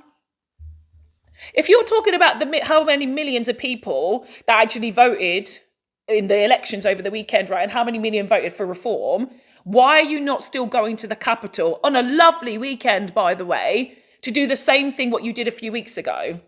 You're not as popular as you think you are, truly. Wasn't it the FA Cup final over the weekend? Was it as well? I'm not sure, was it? Yes. It was. Oh, yeah. Okay. There you go. They're all at the football. They're all at the football. They are. That's where. Honestly, all they need to do is make Sky Sports free, and this problem goes away. 24-hour Sky Sports free. every single bigot and racist will be sat in the living room drinking Carlin, shouting at the black people playing football on the telly. I know. Yeah, it'll all be gone. No one will be worried. And then they won't be able to claim that they're treating the immigrants better, because the immigrants won't have free Sky Sports. They'll have free Sky Sports. And if they ever come on a live stream moaning that the immigrants are getting more than them, we can say, well, mate, you've got free Sky Sports. They don't get free Sky Sports in them fucking hotels, do they, pal? Can I just correct you on something, Duke? Yeah. Duke, can I just correct you on something? It was Stella the drinking, not Carlin. Stella. Okay, It's no one problem. thing. Can I say something like, regarding the topic? Like, Yeah, debate, please, Mr. host. Debate, you can come in Mate, now. Yeah. Stella's too strong for them. Okay, so what I'd like to say is I think it's important that we don't be hypocrites and we be consistent. So if we're here talking about human rights, I think that freedom of speech is very important. I don't know how you feel about freedom of speech. A man has just come up here, complimented you, by the way, not disrespected you once, but he had a different opinion than you, and you dropped him. Mr. Debate, he called me rude. First of all, he called me rude. I dropped you. He called me rude. I had somebody up here who called me Trisha, racist, referring to me as another black person. If you want me to accept poor treatment towards myself, that ain't going to happen around here. I have a higher self-esteem than you obviously have for yourself. If you expect and want people to talk to you that way, that's fine. Freedom of speech for you means that, right? For me, it means that you come on my space, you come to my panel, you respect how I run it, and you respect me. Because I never said anything about him. I never said that. People can come up here and have different opinions. But I also, like I said, a host has the ability to interrupt you. The problem is a lot of you guys is that you don't like the fact that it's a strong, intelligent black woman doing it. And that's what you have the issue with. You have to really address your internalized racism, because that's what it is. Okay, we got Switch Kick. How are you, Switch Kick? I'm all good. How are you? I'm very well, thank you. What would you like to add to the topic today? Yeah, I just want to say, if leaving the ECHR is such an extreme point of view, why is every single right-wing party saying that they'll do this, including the Conservatives? To me, May I I feel, answer that? yeah, you can as well. But to me, I feel like just the word Europe upsets these people. Just the word Europe, like anything to do with Europe, it is immediately like block. We don't want to have anything to do with it. That was clear in the Brexit vote. We don't want to have anything to do with Europe. They don't, Anglo-Saxons, which is, I mainly talk about, is that they don't want to have any connection to Northern Europe. It is just British. British needs to do everything by itself. We're an island. We are an island. We stand alone. We don't need anybody. But the fact of the matter is that they do. They actually do. So you think that's more of the reason why than the actual reality of what's going on with this? Yeah, right, okay. I do think so. That's very interesting. Yeah, it is what has got something to respond to that. I think the reason they want to get rid of those rules is because they're pushing this rhetoric of immigration. Immigration's not taking over. Well, you don't have an immigration pandemic. If you actually look at the statistics and the percentage of immigrations who are accepted through the asylum seeking route or through the immigration route, it is much lower than what is represented in the media at the moment. The reason why they wanting to take away our human rights is because if you take a deeper dive into it, you will see that it protects people who are part of the, I do apologize, that's my baby staring in the background if you can hear him. It protects women, it protects children, it protects the people who identify within the LGBTQIA category. It protects them. And if you look at right-wing individuals, they don't recognize them. Let's look at how they treat women, for example.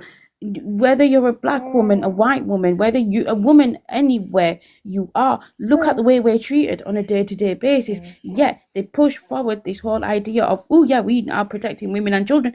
They don't care. Yeah. My 6-year-old nephew recently passed away, and the comments underneath his article were, yes, one less immigrant on the planet.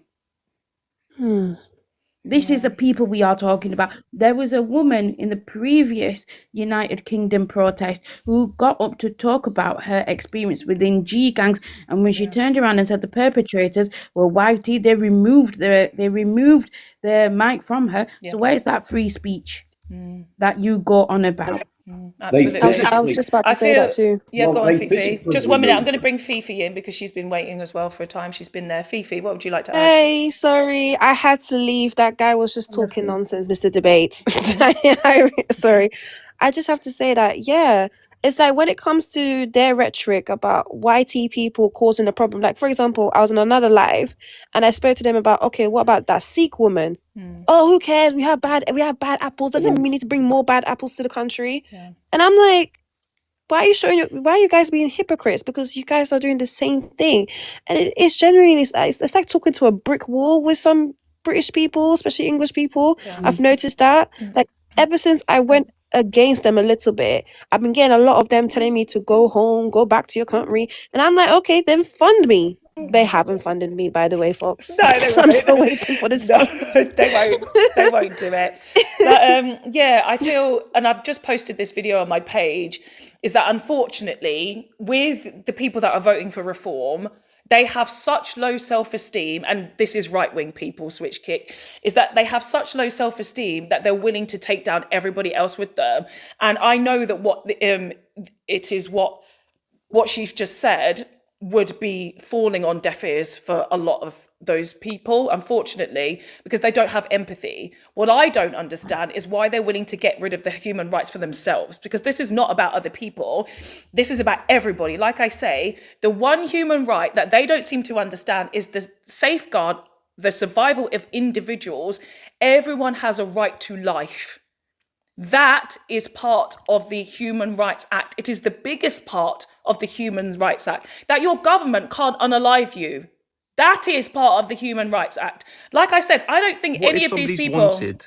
No, listen to what I'm Wanted saying. for murder in their home country? Then it doesn't need to... then you deport them back to their country. No, we're not allowed to. We're not allowed to. Listen, you You actually see, are. no, One we're minute, not, guys. please. No, seriously, One minute, this is very one minute, important. please. 1 minute, please. You're skipping points now. You're skipping points, Switch Kick. You are skipping points. You can They're add not totally getting rid of it. Switch Kick. Listen, that's where you're wrong. That's where you are absolutely wrong. I've just played the video. Were you not here? Nigel Farage has said specifically, we have to leave the ECHR to repeal the Human Rights Act. And I've just explained to you what the Human Rights Act is. A lot of you want to have a conversation about the Human Rights Act, but you don't even know what's in the Human Rights Act. You don't know what's in it. I just said everyone has the right to life. If you repeal that act, switch kick yourself, they could come to your door, drag you away and unalive you. You. If your issue is with immigrants and immigration, there needs to be a separate bill to tackle that. it's impossible. A separate We bill, can't an create a additional bill. bill. Yes, you can. You think you can't do No, laws? it's impossible within the ECHR. You can. Stop repeating propaganda. You think that not a single law in Britain has actually been put together by British people or by the British laws and by British government. Is that what you think, Switch Kick? You think that every law... overrides, it's international law. No, it can be done in international law. The whole point is... You're getting confused here, very much so, Switch Kick. You're asking about deportations. Deportations, like I think Andy said, there was, 17,000 deportations last year? People are being deported, Switch Kick. Can I'll ask you one question. No, please. you can't ask me no questions. People here can't ask me questions until they have a basic understanding of the conversation. You have to understand. You don't want to talk. No. We can talk on a level of understanding. Don't ask people questions if I'm you trying haven't. to. You're just here shouting at me. Don't ask. Nobody's Can I ask shouting him? at you. Can I ask him Don't one? ask him any questions yet. How I run my panel is not a debate space. We have conversation, but everybody needs to understand what's going on first before they ask questions. Like I've just said, what the Human Rights Act is. Okay, I've got the definition. Yeah, you said of they what- can deport someone if they have the death penalty in their home country. You Yes. said we're allowed to deport them. Yes. We're not. Yes, we're not. you That's are. just wrong. You That is are. wrong. Look You it up. are. Look it up right now. Right now. Switch kick. If if there's a significant risk to their safety, then it's a different consideration. But do you really think that no deportations happen? Right? That's not what I'm saying, mate. Switch kick. Well, but it does happen. But like, what percentage of the deportations that can't get done because of the UCHR do you think it is? Probably a small amount, but those ones that I'm talking about are very bad cases where these people are very bad people. But the fact that they'll have a bad time when they go back to their home countries, we're not allowed to deport them. That's Okay, incorrect. but if we The have only if we time you're have allowed that bad to- if I we do have that bad apologise. person already in the system to be ready to be deported, that means they are already being detained. Yeah, and then we Right. look at it and go, "Oh wait, we can't send them because it's too So dangerous do you for them in their support home do you support the countries." D do you support the D penalty? That's the tough conversation. Well, so if you don't, then it doesn't really matter. Like that's a moral thing that goes beyond. It very nations. much does, That's not because just why it's not why right do we for as us, British that's- people have it's to not pay for right, these people or it in is our right. prisons? If they've committed a heinous act in their home country and now they're wanted, and that punishment that they got given in their home country is more extreme than we would allow in our country, we can't send them back. We have to send them in our Okay, prison but and you pay for realise it. you're operating under a different set of metrics there, right? You realise that under different countries, under different regimes, the D penalty has been for relatively small things at various points, right? Yeah, and You other stuff as well. Yeah, no, but it's all very good and well to argue that this from the position of, oh, they've done a heinous thing that we think is deserve it. But if you look historically, if you look at different countries, right, there are various other countries where smaller infractions have been punishable by the death penalty. Something that we might see as normal over here or even not that bad, right? That could be just speaking out against your leader, for example, right? Let's say North Korea. If we had somebody, the oppressive regime like North Korea, right? Somebody gets over here and they've committed some crime, like, they've stolen or whatever over there. But the crime that they've done mostly is speak out against their leader. Let's say that is punishable by the D penalty, right? Do you think it's fair for us to send them back to go and be unalived because of that? Do you think it's fair for us to accept every single one of these people that disagree with this leader? Switch We kick, don't switch kick, accept switch them. kick. First We- of we- all, we'll one have- we minute, don't. one minute, You understand panel, the rhetoric please. that 1 I'm minute, using. please. 1 minute, please. Switch kick. Moose asked you a question. Please, can you respond to that with an answer? Don't respond with an answer first, like a question. You can ask your question after, but Moose has asked you a specific question. If you'd like him to ask it again, he can ask you again. Yeah. Moose, do you want to ask your What? question again What? to So Switch you Kick? want? Should No, I no, no, send no. people Wait, back? wait. Switch Kick. Listen first, please. Moose asked you a question. Try and answer the question. Don't answer it with another question. You can ask your question separately back to Moose, okay? Moose, can you ask him again, please?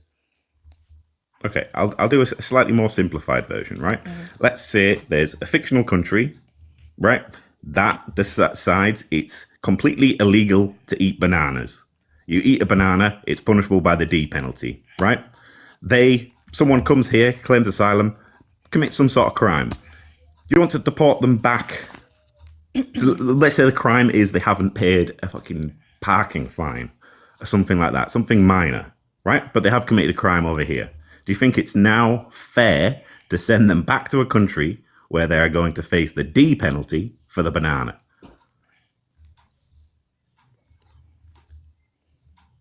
It's a tough one. I'm not going to lie, man. It's a tough one. I'm not going to sit here and lie to you, man. But But I you would say understand, no. right? I would 'Cause say no. It's not fair. I would agree with you, Yeah. man. I'm not going to So- lie. I'm not going to lie. Right? Yeah, so there needs to be some Okay, but nuance, stuff right? like with the these... ECHR is what stops a lot of those things across the board, right? That gives you the right to life. So what we're talking about here, you again, all of it's been painted with the worst possible circumstances.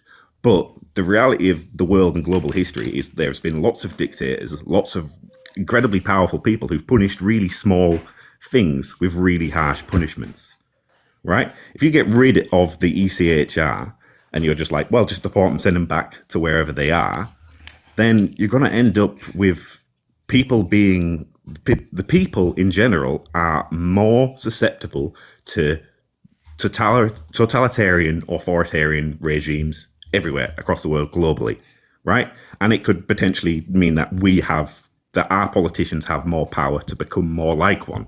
Again, the other thing that annoys me so much when you hear you guys say about, Starmer's suppressing free speech and stuff like that. Well, if you guys wanted to, if you thought that was a big enough issue, you could pursue the government and sue the government under the ECHR, right? That's what it's there for. It's a cross-country body to come across and actually try and fight for these human rights to stop us slipping into these authoritarian regimes. It's a defense against that. So when people are saying, oh, we want to get rid of these stuff, and the thing is, to be honest, Switch, the main thing that is the reason why there's a lot of opposition from that is it's a lot of rich business, like capitalist employers, right? Your various employee rights that make you a little bit more expensive, just a little bit more expensive to employ. It's not much. They're still making all the money, but that's not enough, right? Because under the system that we have, they need to grow exponentially.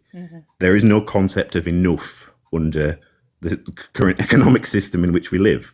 So they need to keep getting better and better, to keep getting more and more and more, right? We're at the point now where most of these situations have got everything they can sort of naturally and organically growing as a business. Their only choice now is to start cannibalizing upon their own audience, upon their own employees, right? If you've reached a point where you're at maximum sort of growth, the only real option you can do is start like cutting wages to start getting more growth, right? That's where we're at. There's a lot of rich people who want you to be against the ECHR and stuff like that so they can remove your workers' rights. Yep. Right? Well said, and they Bruce. radicalize you Well against said. the worst of the worst situations. Yeah. I was just And about so to they say can that remove too. these protections. Yeah. Just about to say Right? that. That's what it is. It's a bait and switch, man. They Like they're generally- looking at let's get rid of your sick pay. Why? Because it means that one or two immigrants who've committed some crimes will get punished more severely. These right? people Just don't be wary understand of that. anyone whose motivation No, is Switch. The problem let's is punish Switch. certain people harder. The problem, Switch, is that unfortunately you're not quite understanding. You're not quite understanding. You're too focused, like Musa said, about this minority group of people, and you're willing to do away with your own human rights because you're so focused on what the 1% are telling you to focus on. I've said very clearly, very slowly, human rights is your right to life. If you touch that, you are messed up in ways that you can't even comprehend. Like I said, they can take your life. They can take your life. And you might think that I'm being dramatic, but that is literally what the Human Rights Act protects the most. I'll read it again for you guys who've not been here, what the Human Rights Act actually is and what it protects. It protects people from harm and abuse by the government, public bodies, and other groups, okay? If you're out and about in the street, this stops you from getting beaten up by somebody else, gets you stop beaten up by the government. You know how the government can just take you off the street and decide, oh, well, you know what, we've got some evidence against you for X, Y, and Z or whatever. For example, us here on TikTok right now, talking how we're talking, they could literally come and grab you up and say, I don't like what you said about us. That's what they can literally do to you, right? Next point, they protect you from discrimination by the government, public bodies, employers, or anyone that's got equal opportunities. This already has been messed with by the fact that you had people in wheelchairs, the elderly saying that they don't want to stand for a genocide. This has already been messed up there. That's already been messed up. The human rights are protect the most vulnerable groups. So your own children. Do you not want to protect your own children? Do you not want to be protected yourself when you get old? Because it's about the children and elderly as well. You were a child once. You will be an old person. If you vote for reform, you, as a human being who's going to grow old and go older, you will not be protected by human rights. You won't be. Next point. You ensure that all the laws the government passes meets international human rights standards. Like we've said, whatever happens in the UK, as you as a person, your same rights will be applied abroad. Neo, if you don't want to be protected by human rights, enjoy your final days. Some of us actually still have self-esteem and we want to live. Some of us actually value ourselves. I know for some of you, it is your end of days. You're feeling this great replacement theory. You don't care about human rights. But for the rest of us, we still actually, we've got a life to live. And then the next point, human rights ensure that you have an access to affordable housing, healthcare, and education. Do you want to be able to afford your house? Yes or no? Or do you want it to be continually priced out of your range? Human rights makes you enabled to. I don't think any of you have even read what's inside your passport. What if you read inside the front cover of your passport what it actually entitles you to, you do realize that would also change. They would actually they would have to repeal everybody's paperwork, everybody's documentation, and make sure you have nothing. Yeah, exactly. Thank you. You have nothing, not even your right to live. You will have nothing. This is to healthcare. You think that this advantage that you've got with the NHS, That will be gone. You won't have access to national healthcare service. You won't have that. You won't have access to education. Your children will not be able to learn in public schools. You will not. If you touch the Human Rights Act, which they've tried to do before, like I said, conservative government, they tried to do this. And then the lawyers at that time said, this will have devastating consequences. The lawyers are the ones that stopped the Tory party from doing it. So they stopped that in 2023. This is the same conversation again. They're thinking, and as the rest of us know, Tory, Labour, Reform, all one party of conservatives. They're like, okay, we want to make sure that we have more control over people. So what do? Let's distract them with the boat people. That's what we're going to do. We're going to say the boat people are the problem this time. And we're also going to use Brexit as a thing. And we're also going to say that Britain needs to be an island of self-survival. How can we do this? You need to understand these people are smarter than you. They're smarter than me. They're smarter than all of us. They know how to gaslight. They know how to manipulate. They know how to turn people against each other. They know how to do that. You are underestimating the power that these people have by playing right into their hands. Every single time, every single trick they play, you play into their hands. Neo, the keyword is not replaced because there is nothing to replace it with. It is being deleted. I gave everybody a task earlier. Neo, you missed it. You tell me exactly what's in this Bill of Rights. You're basing everything on a Bill of Rights that Reform is writing. Tell me what's in this Bill of Rights. If it's being replaced, it needs to be replaced by something, and it needs to give you an inkling of what's inside that Bill of Rights. Neo, you specifically, this homework is for you. Tell me what's in that Bill of Rights, because I've read it. I know what's in it. I've read it. Moose, you got some points you want to add?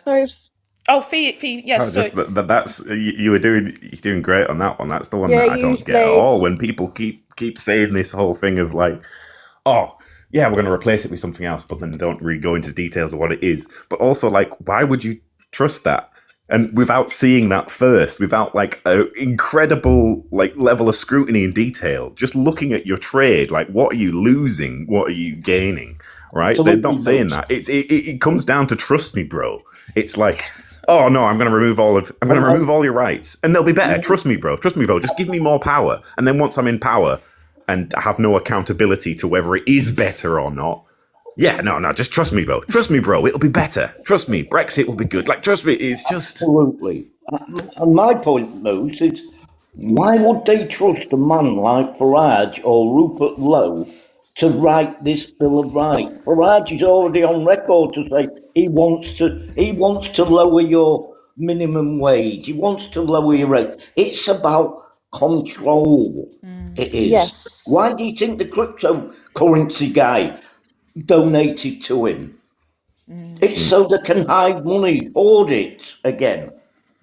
Yeah.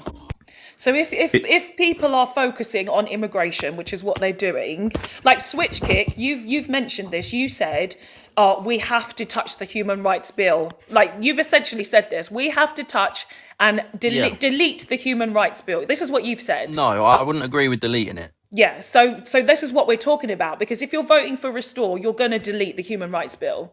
That's what you're doing. Yeah. What you should be doing. I do trust them to bring back something that would be good for the British people and harsher on Why immigration. do you trust them? Why do you trust them? That's what their whole parties are based on, right? But what have you read? Okay, what switch, have you read? switch. 1 minute, Moose. 1 minute, Moose. 1 minute, Moose. I'm talking. We're going to talk specifically about why you would trust them. What have you read? Or everything needs to be written in paperwork, right? This is how laws are created. It's not just hearsay. It's not just repeating things you've heard. What have they written? Because like I said, they've got manifestos and they've got policies on their website, which is written in writing, and they've got a date on it that tells you what they're actually going to deliver. What have you read, Switchkick, that makes you say, oh, do you know what? They're actually going to do something about this problem, which I've just heard what they say, right? I've just heard what they say. So do you not think that you need to read? Who should I vote for, right? Somebody like me, who should I vote for? I'm not going to tell. I don't believe in telling people what to vote for, because I believe in a real democracy. Truly, what I encourage but what I encourage you to do, though, Switch, is to read more. Like, if you're voting for Restore or you're voting for Reform, just go to their websites and read the policies. That's all you need to do. That's literally the bare minimum. And then you make I've read some of Reform's policy. Okay, but so you came up here though. So you didn't read the manifesto though. You didn't read the one I've actually not about. read the re-envision of the human rights. Their whole Yeah, their you need whole to thing on read. that. I'm not going to lie about that. Yeah, you need to read that one. Okay, so let me tell you exactly what it's called. Okay, guys, so you can read the actual document, so I can point you to it. What it's actually called. So we're going to go to Reform. We need to type in because I forgot the name off of the top of my head. Oh, actually, is it on? Am I got my page here? No. So let's go to Reform website, and there are a few policies on there. But like I said, I want to particularly tell you about the one that's tackling your biggest issue. The one that you guys always talk about is the immigration and touching, having a relationship or not a relationship with the ECHR. Let me get that for you. The internet is a little bit slow. We're doing a little bit of deflection here. Can I ask him a quick question while you're searching? Yes, you can, yeah. Okay. Switch. Does your life get better when the people who you think are your enemies gets worse? When their lives get worse? Does your life get better? It depends on what you're asking. If you're talking about countries that never even interacted with this country, it has no effect on me, right? I wouldn't really want that to happen, obviously, because human suffering is never good, right? Yeah, but Switch, you know But that if the you British, say human suffering is never good, but you're supporting it. No, but when it's at the detriment of our nation, then I'll have a problem with it. Okay, so Switch, are you aware of how many countries the British have introduced themselves through invasion and immigration? Yeah. How Biggest many? empire, yeah. How many is that? Like over 100, I think. 171. There are 195 countries, okay, in the world. So you have to start looking at what that would look like, first of all, and the consequences of that, because it literally doesn't, it's not something that would happen and then there not be any follow-up from that. It just doesn't work like that. So when people are coming to the country of Britain, they're not coming to integrate, they're coming to work and do certain things which they need to do because of British and European destabilization. You have to also accept at the same time that English people don't integrate and don't do what you've also asked them to do abroad. They don't do it. So how can you expect others? But they pay. But listen, so do they. So do immigrants and descendants of immigrants. Everybody's paying. Not the ones that come on boats. Yes. Well, the thing is, they can't do that, and they're actually in asylum. This is asylum. We're talking about immigration. Do you know the difference between asylum and immigration and refugees? Do you know the difference between any of those? So you're saying people on the boats, that's not a form of immigration? That's not a form of immigration It's not a form of immigration. Okay. I don't know why you're laughing. That's not the same. Because it is. It's literally it's people immigrating into the country, right? No, it's not. Switch kick, please. It's not the same thing. Asylum means to actually escape things like war and that, and they literally don't have the same benefits as you and I. They literally have to go into a system, and then the government decides what they're going to do with them. A lot of these people, as we know, get detained, okay, and then they get given a certain minimal allowance during that time because they literally have to be able to be safe. Because whether you like it or not, Britain in some way does care about human life. Right? It does care about in human life. So they get the bare freaking minimum. They are put into essentially detention centres. This already exists, right? So the fact that Reform is saying about these detention centres, these places already exist, by the way. There was something like this. There was also the Bibby Stockholm. If you guys know about this, there was a boat that was actually moored up in the south of England that actually literally had people on there like they were prisoners. Like they literally did something wrong when they actually didn't. So, and like I've said, the problem a lot of the time with this situation is that there is such a lack of empathy when it comes to understanding people coming from struggle. Can you blame us, though? Can you blame us? I'm not. Nobody's blaming you for anything. These heinous crimes happening over and over again, reported all in the news. It seems like Switch What again. heinous crimes are they? 1 minute. Switch. So you're focusing on again the 1, 2, 3 people that you've seen that have committed those crimes, right? 1, 2, 3 people. Do you not think it would be a better idea to not touch the Human Rights Act, but to have more severe punishment towards these people, which is just in terms of deportation back to their country? Do you not agree with that?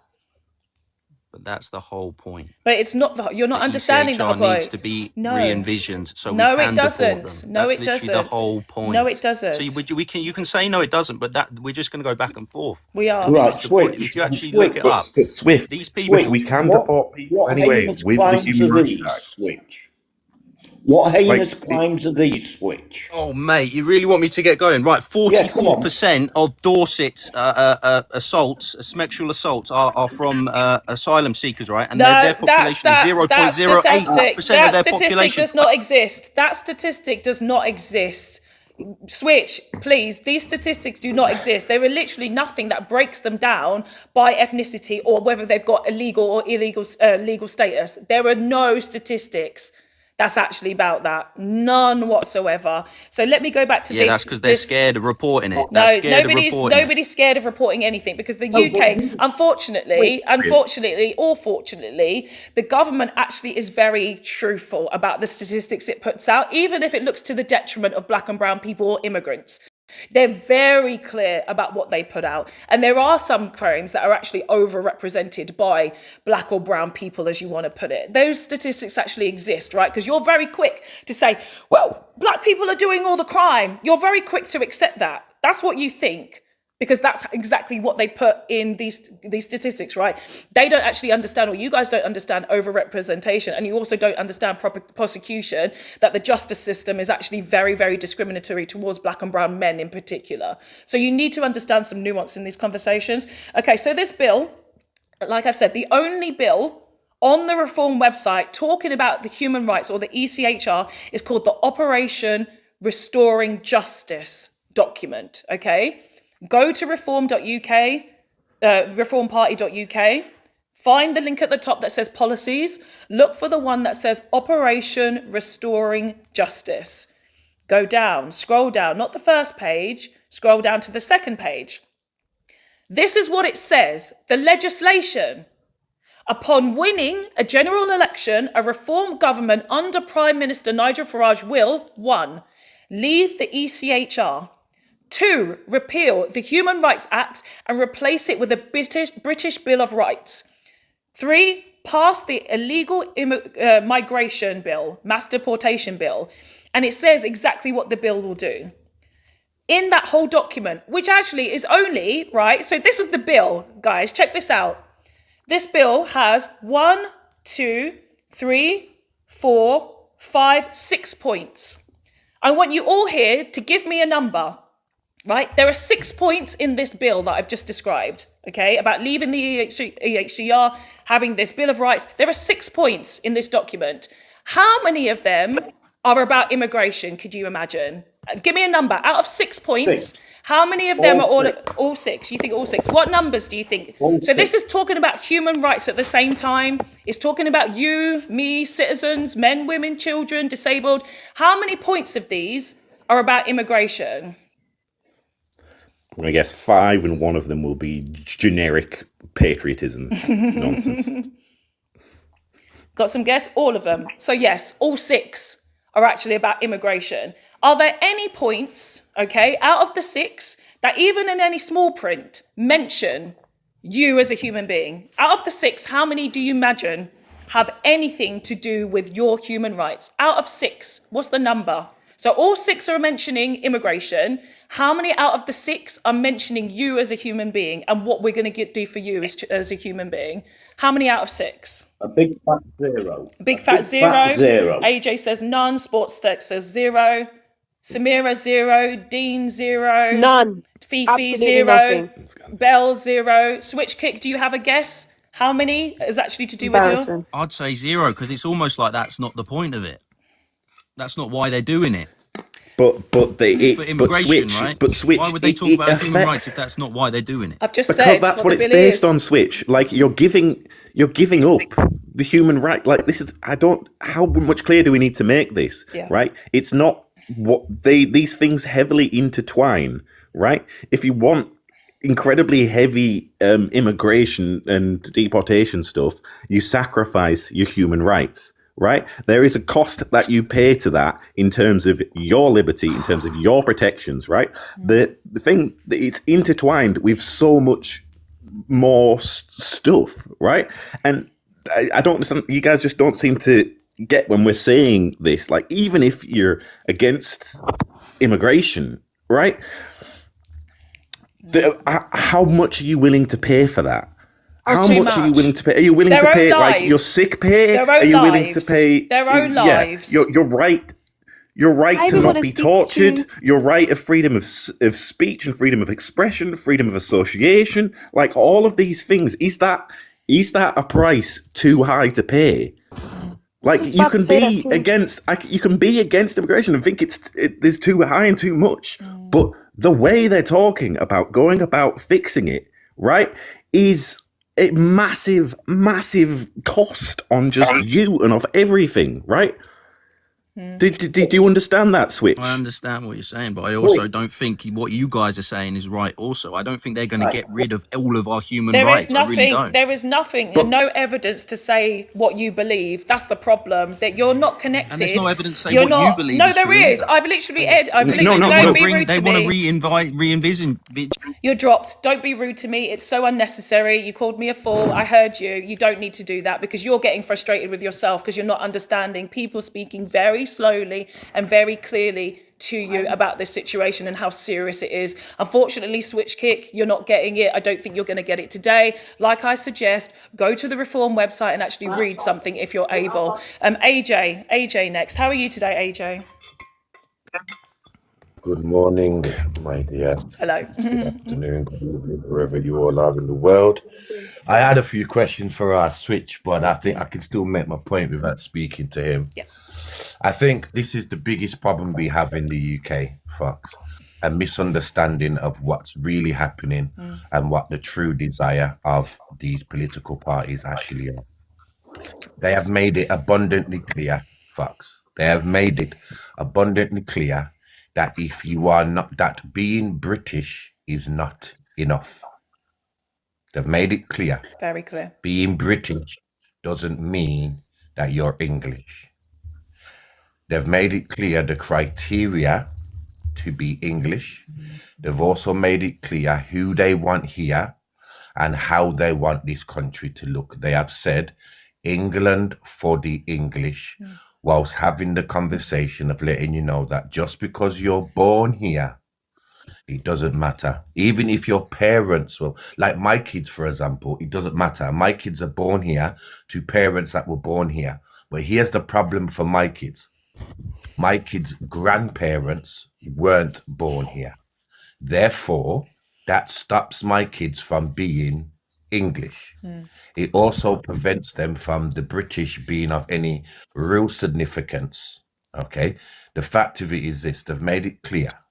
Yes, first they want to get rid of refugees and asylum seekers and the Muslims, i.e. the Asians. Yes, but let's be clear.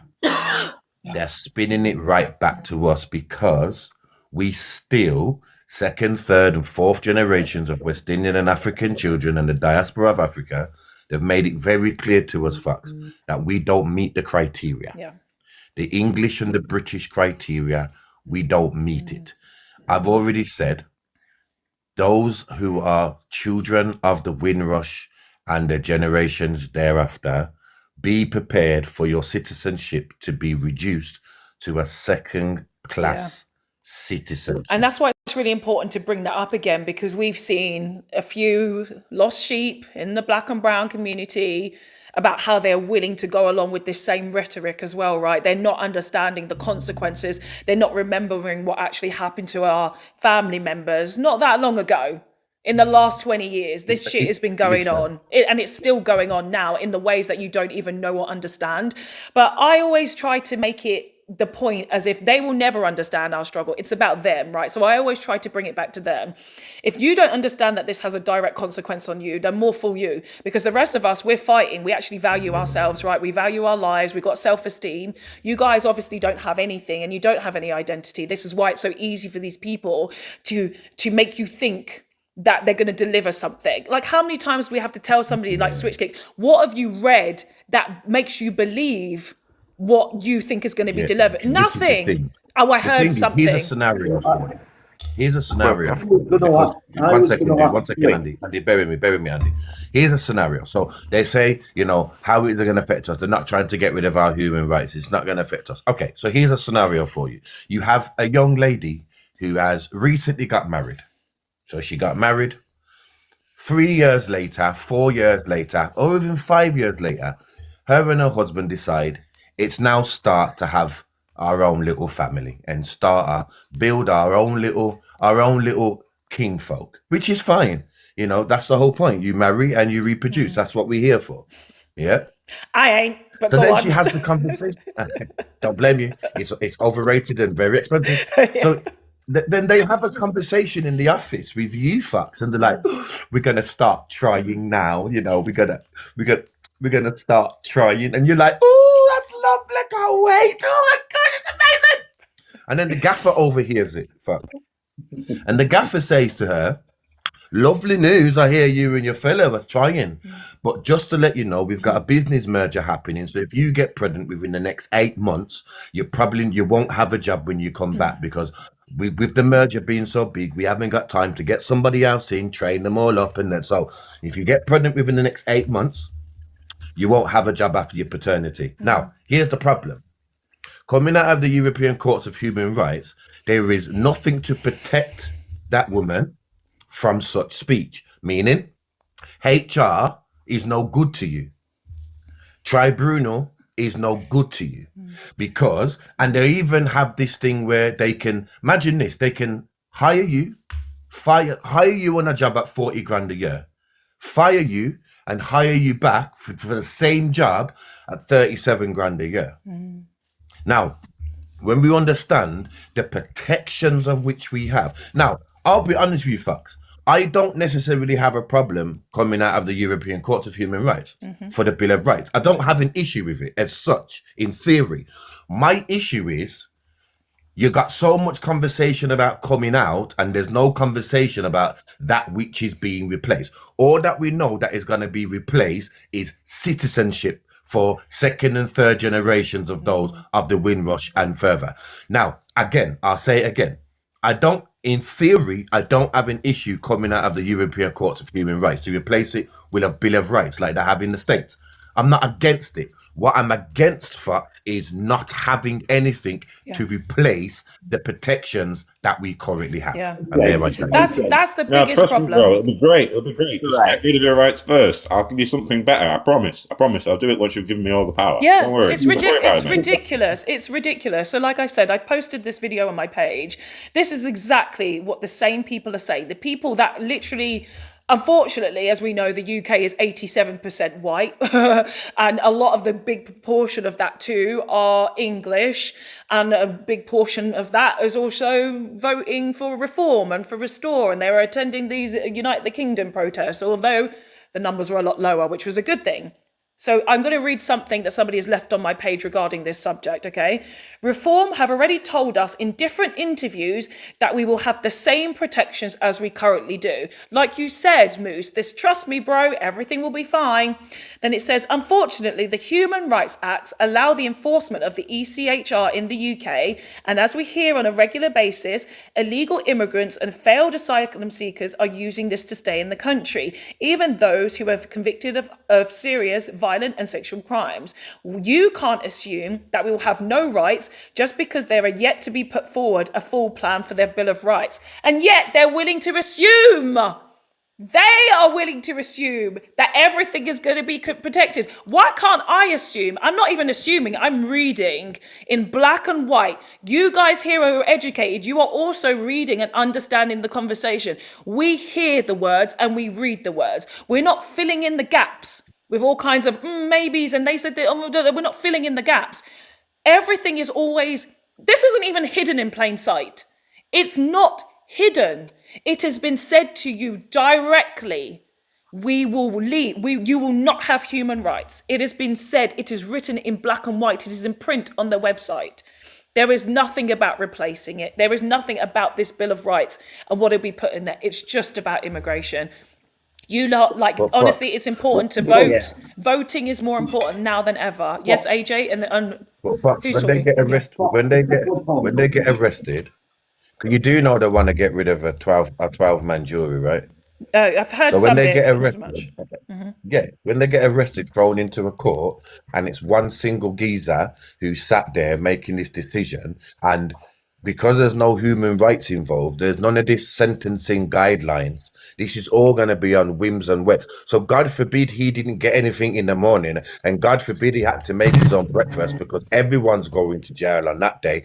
And the thing is, there's nothing to right about now. They can't just come into your house, Fox, and just be like, well, we've had a suspicion of illegal activity. They have to come with a warrant to search your property. They have to have, now, to have this warrant, they have to give evidence to say there is enough evidence to suspect that Fox is doing something dodgy in her yard.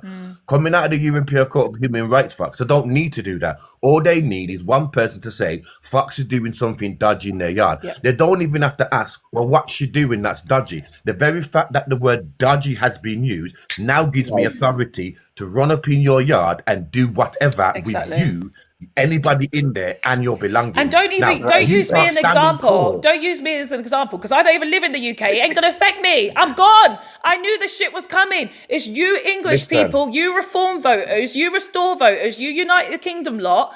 You don't understand that they will run up on your yard. They will literally bop, bop, bop, bop down the door. They won't even give you the courtesy of giving you a knock. They will bust down the door. I think I even actually did say this earlier. They will drag you out of your house. None of your neighbors will be able to do that shit and protect you. You see what's happening in the US? You guys want ICE. Yeah. You see that ICE are literally acting like schmartsies. They are literally going over the jurisdiction of what the police can do. They will target you. You want these people to be doing this to you? Like I said, you don't have self-esteem. You don't have confidence. You don't have common sense. You don't have knowledge. You don't have education. You don't have intelligence. You don't have any of these things. And then you want everybody else to suffer the same consequences because you can't see it. People, you need to vote. It is so important, more now than ever, that you vote correctly. I said earlier that I'm not going to tell people how to vote because I believe in democracy. All I can tell you is who I vote for. And I don't know, maybe I'm supposed to be telling you guys who to vote for because I think you need guidance. I think so many of you are so lost because I say, vote, but like just have some common sense. I think I also have too high an expectation. I vote for Green. Green is the party that is socialist. They want to tax the rich to make sure that you have more money in your pockets. They want to make sure that rehabilitation is actually done towards criminals. They want to actually make people go into prison, but also reform the prison system to make sure that they're tackling the root cause of why people do crime. If you want a better society, stop allowing people to offend constantly. If you're offending and offending, you're not actually changing your behavior. If you change your behavior, you change your children's behavior. You change the behavior of people around you. They want you to actually get out of the system. That's how it needs to be done. Thank you, Sophie. Good to see you. Look at Norway. The Scandinavian countries believe in decriminalization, actual reform. Actual changing people's behavior, changing the way that people feel, giving them more confidence, giving them more ideas about how they can actually become better people and have better lives, and making sure that they're actually feeling inspired to work and to create and do all these amazing things. And which countries are happiest in the world? Scandinavian countries. UK was voted the second most miserable country. And you think that these people in charge actually have a clue about what they're doing? No, you need to do something completely different. I'm not a green mouthpiece. I've literally been voting green for over 10 years. You guys know that I don't say vote green. Like I've said, I don't tell you who to vote. But I feel like I need to start saying it now. I think I'm being pushed to say it now because like I said, you guys are so lost. And I think when you asked me, and like that switch asked me, well, who should I vote for there? It was like, well, you make your own decision. I think maybe this is what I'm supposed to do. But so we've got now Infinity. Infinity, how are you? Hello, I'm fine, thank you. How are you? I'm very good. I've got a question. I've lived in this country for over 31 years. Are they also targeting those who've lived more than 30 to 40 years as well? Yes, it's everybody, girl. It's everybody. So even we had this conversation maybe last weekend. So AJ did bring it up, and I know he had to pop. You need to pop off, but we had a guy who was like, "Oh, my granddad is Polish." I'm like, "You do realise that that's a problem for the English?" in Brexit, they didn't want anybody who had any Eastern European. Guys, please remember Brexit. We talk about it a lot. Who didn't they want out of the country? Other white people who were not English. So what makes you think that black and brown people or any citizen that's been here for over 30 years, Infinity, is going to be protected? This is about the Anglo-Saxons specifically. Scotland have got their own idea. They want independence. They realise that English are bringing the shit down. Ireland, they want to unite. They want to have a united Ireland again. Wales is doing their own thing finally. They're realising, actually, do you know what? We're not as connected to the English as we thought they were. The problem is England. That country, that company has been the problem ever since it set foot in Britain in 450 AD. That is where the problem began. 450 AD. So everybody who keeps saying, don't go backwards, don't go back, you need to go back to be able to go forward properly. It needs to happen. Do you have any more questions? So, or comments? yeah, I've got a question. So, what's because are they targeting asylum seekers, and then they'll go for the ones that have been here longer than the whole 30 to 40 years? Moose said it very if well. If you hear people say remigration of what they're saying there, when you dig into it, again, blurry definition because they don't want any specifics because you can't hold them down. But people are there are people saying that that's basically talking about you need to have 2 generations or 3 generations back. Doesn't matter you've been here for 30 years, you know, if it's not, you've not got grandparents from here. Yeah, so it's some people are going crazy about it, right? It doesn't matter. You could have been here for 60 years, but if you're, or 70 or 80 years, you know, people live to be 100. You could have been here longer than the generations. If people have been having kids young, they don't really care. It's not a thought through system at all. It's just bigotry. So are they going to revoke our citizenship because we're not? Yeah. So the reaction same colour as them? the reaction to Shamima Begum But there has to be a reason. I haven't done any crime. Yeah, okay, so you got one in the comments there, Geo Boy. If your grandparents weren't born here, bye-bye. Okay, let's say Infinity, sorry, I don't know how old you are. Let's say, for example, Infinity's 95 and she's been here for 92 of those years. You still think get rid? Like, it doesn't make sense. It never makes sense. They are senseless. It doesn't make sense. And the issue, like we've said, the issue isn't about immigration because this conversation was happening under the Conservative Party, right, 3 years ago. The issue is the 1% every single time. It's how much power and control do they want over every single British citizen. Okay, so like I said, it is, and when you start touching human rights and people's right to life, that's not just about immigration. And Moose, you said it really well earlier. Do you want to, I can't remember exactly what you said, but it was along those lines and you broke it down very well. Moose, do you remember what you were saying? I think you gave an example of that or something. Yeah. Yeah, so I think like one of the examples is when people start saying, oh, we need to get rid of people who've done these horrendous things so they can, and the worry about, oh, well, if they get sent, the ECHR is definition is if you send them back home and they get sentenced to the D penalty, right? But all you need to do is just have a slight view of history, right? Look at Pol Pot and what happened in Cambodia. How many millions of people with hundreds of thousands of people were sentenced to the D penalty for quite minor infractions, right? Again, they all look at this as it's just this sort of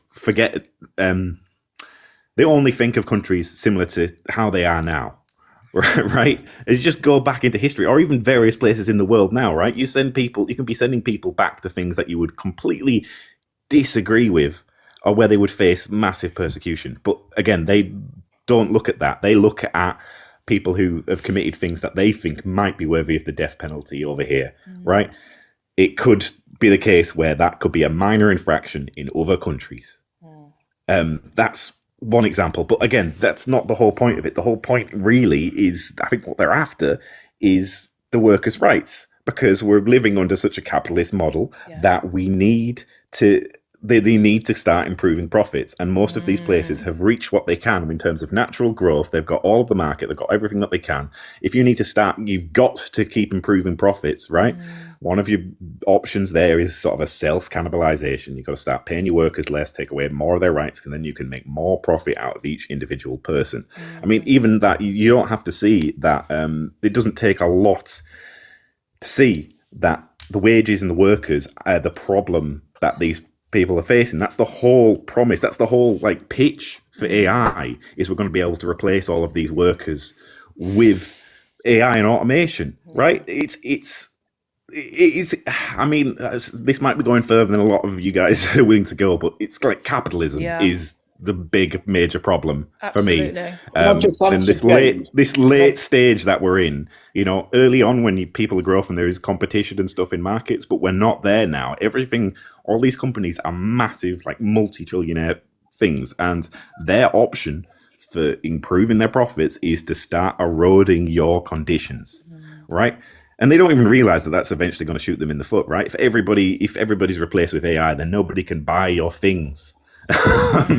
It's a system built on collapse. It's going to collapse. So we need to start transitioning away from it, or at least putting in major controls to stop that from happening. And the first way we do that, 1 minute, Andy. Yeah, I'm just going to do you next, Andy. But the first point is don't allow anybody to touch the Human Rights Act. Like, really talk. We need to talk basically to some people, a lot of people. Anything that touches the Human Rights Act is a huge danger. Massive danger. No joke. Nothing to mess around with. Stop going on promises. Understand the Human Rights Act should never be touched. And if you're voting for a party that's going to touch that act, that is the end of you. I will say it over and over again. It is the end of you. Okay, Infinity's got one more point, then we'll come back to Andy, then we'll go to Droog. Yeah, I just want to ask, are they just only targeting criminals? No, I've just said targeting everyone. No, it's everybody. Yeah, it's everybody. Human Rights Act affects everybody.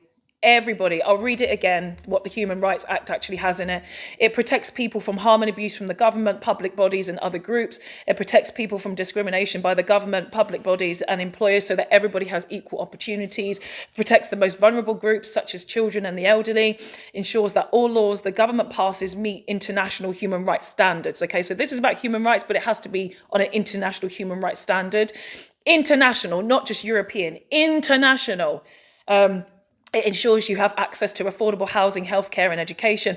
And it also safeguards the survival of individuals because everybody has a right to life.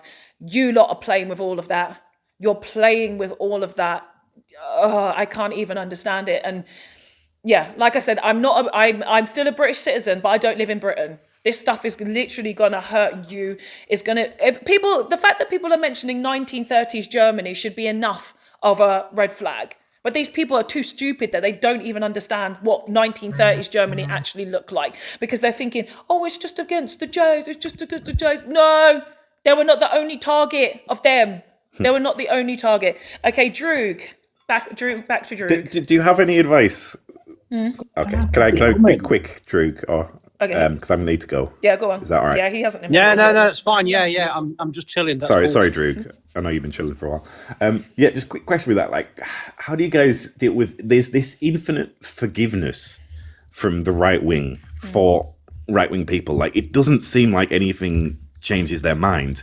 They will make arguments over and over and over again, and you can sort of go through them one by one. But there's this infinite sort of good faith, and at the exact same time, if the same things are happening on the left, it's enough to condemn people. But it's just this constant sort of level of forgiveness. I mean, just even looked like you had Elon Musk throwing up a salute. I'm calling it a Roman, but it's not Roman. It's German. But like, and they will explain that away, and they will just constantly do this. It's an everlasting sort of faith or forgiveness for the people that they're seeing, right? It's just this willful ignorance, and like, what do you do against that? those people can't be changed. There's always a grey area, right, between different groups of people or in certain groups of people. So I brought up the example earlier. We had Saxon Breed up here. Some of you guys know who that person is. He was also on my panel on the weekend. Is that we can still see the conflict in some people where they come to these spaces, they find themselves getting very frustrated and annoyed, but it's frustration with themselves because they actually want to understand. But instead they start lashing out and they start like asking a million questions. Like, don't ask questions yet.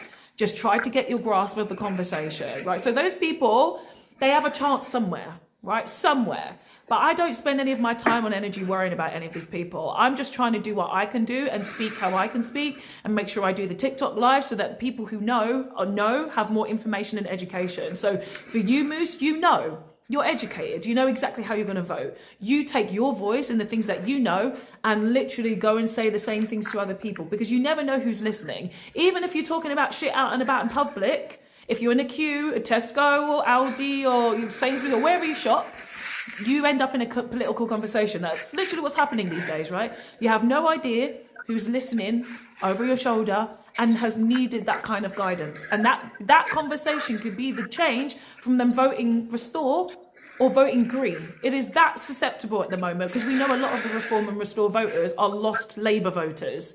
Right, the trust in Labour is completely gone, and they've been literally going for more of a liberal idea, which is what the Labour Party is supposed to do. It's supposed to protect workers' rights, right? So when you have these conversations and you start talking about these other parties, it gives other people a way in to vote for other parties, other independent parties even, because there's even independents as well. Of course, you've got the Lib Dem and you've got Green, but there's other independent parties. Like, look at those people who will be voting for the Stark Raven Looney Party, and they've voted them for years, right? And we still know about who they are. They're our only hope at this point. Yeah. Monster Raving Looney Party is the only hope. That's it. Monster Raven Looney Party. What's that, Andy? A couple of points. Periwinkle in the chat says, I'm literally educated purely on propaganda and SNN. I don't understand what you're even talking about because I've literally read. The difference is reading. Okay, so they have. Okay. Again, this is the other thing. They have this idea sometimes 1 minute, of Moose, like, 1 minute, because Moose, it's. Andy, we'll come back to you, Moose, and then, well, actually, Drew will go to next, and then we'll come back to you, Moose. But Andy, you got some things you want to say? Thank you. Right. Can anybody remember what happened in 1998? I think it was. Mm-hmm. What the government did at that time in 1998. What was that? It was to enshrine the ECH laws under British laws. Yeah. And can anybody remember what happened in 1980s, what the Thatcher government did and how she set the police on a group of striking people in the country? Protected at front door.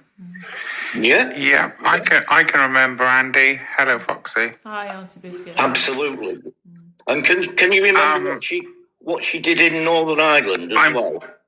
Yeah, I don't remember exactly what she did in Northern Ireland. I also remember the way in which she aided and abetted the lies against the some of the strongest people in our society, the way she completely destroyed the unions, the way in which I come from Southeast Wales, the way that she went after the miners and also the dockers. People also forget the dockers in this as well.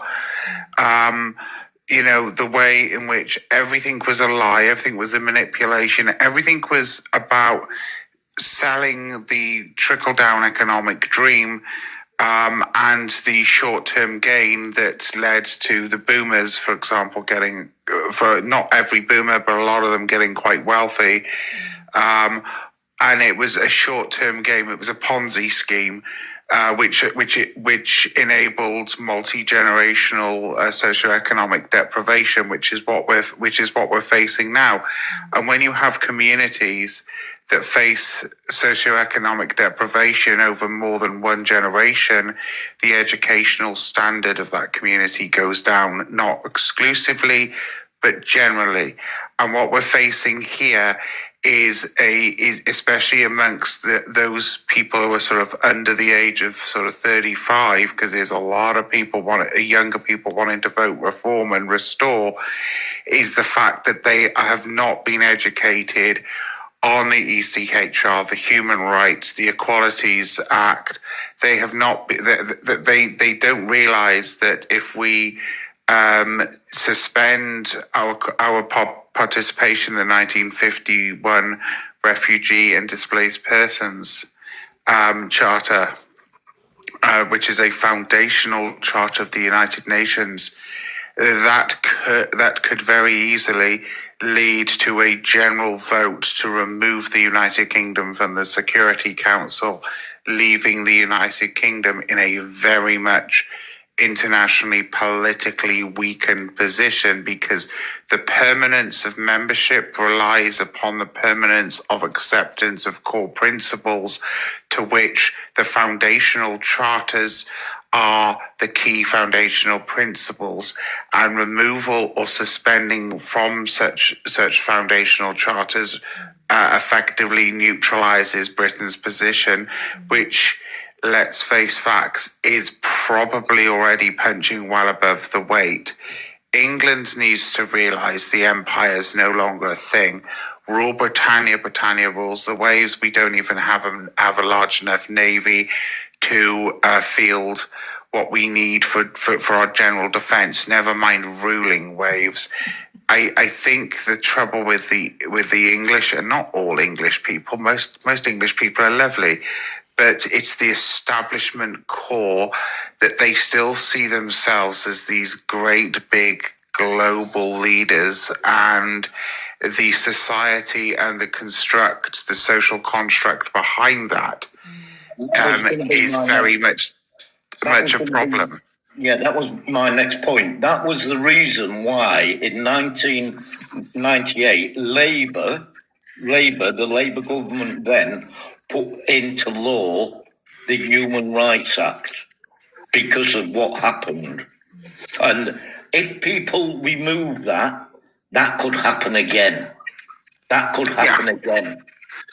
And you're 100% spot on there, Andy. And this is the thing, people at Fox here, they're trying their best. We're trying our best. A lot of us have been going around trying to educate people. But it's the fact that these days as well, too many of our fellow Brits are conflating the American political thought process with our own political thought process. Well, this was going to be my next point, because AJ made a point, and he said he liked the American Constitution. I would never, ever, ever, ever in a million years advocate for an American-style Constitution and workers' rights, because they don't have any.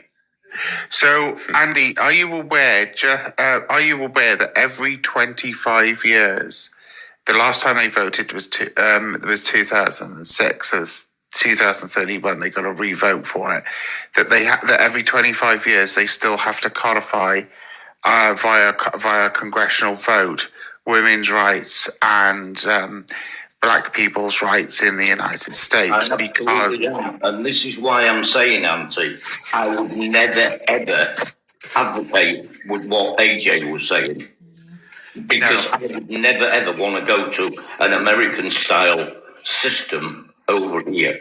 We've got to stop. What we've got to do, Andy and Foxy, if I'm monologuing, please help me to stop. Go ahead, please.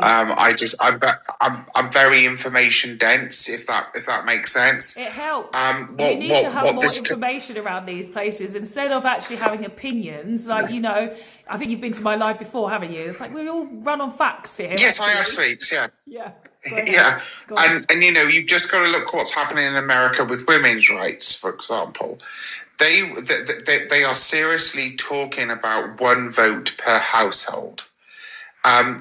Which basically means that for the most part it'll be the men doing the voting. They are already through the SAVE Act. Whether or not they can get that thing online by November is a big question mark.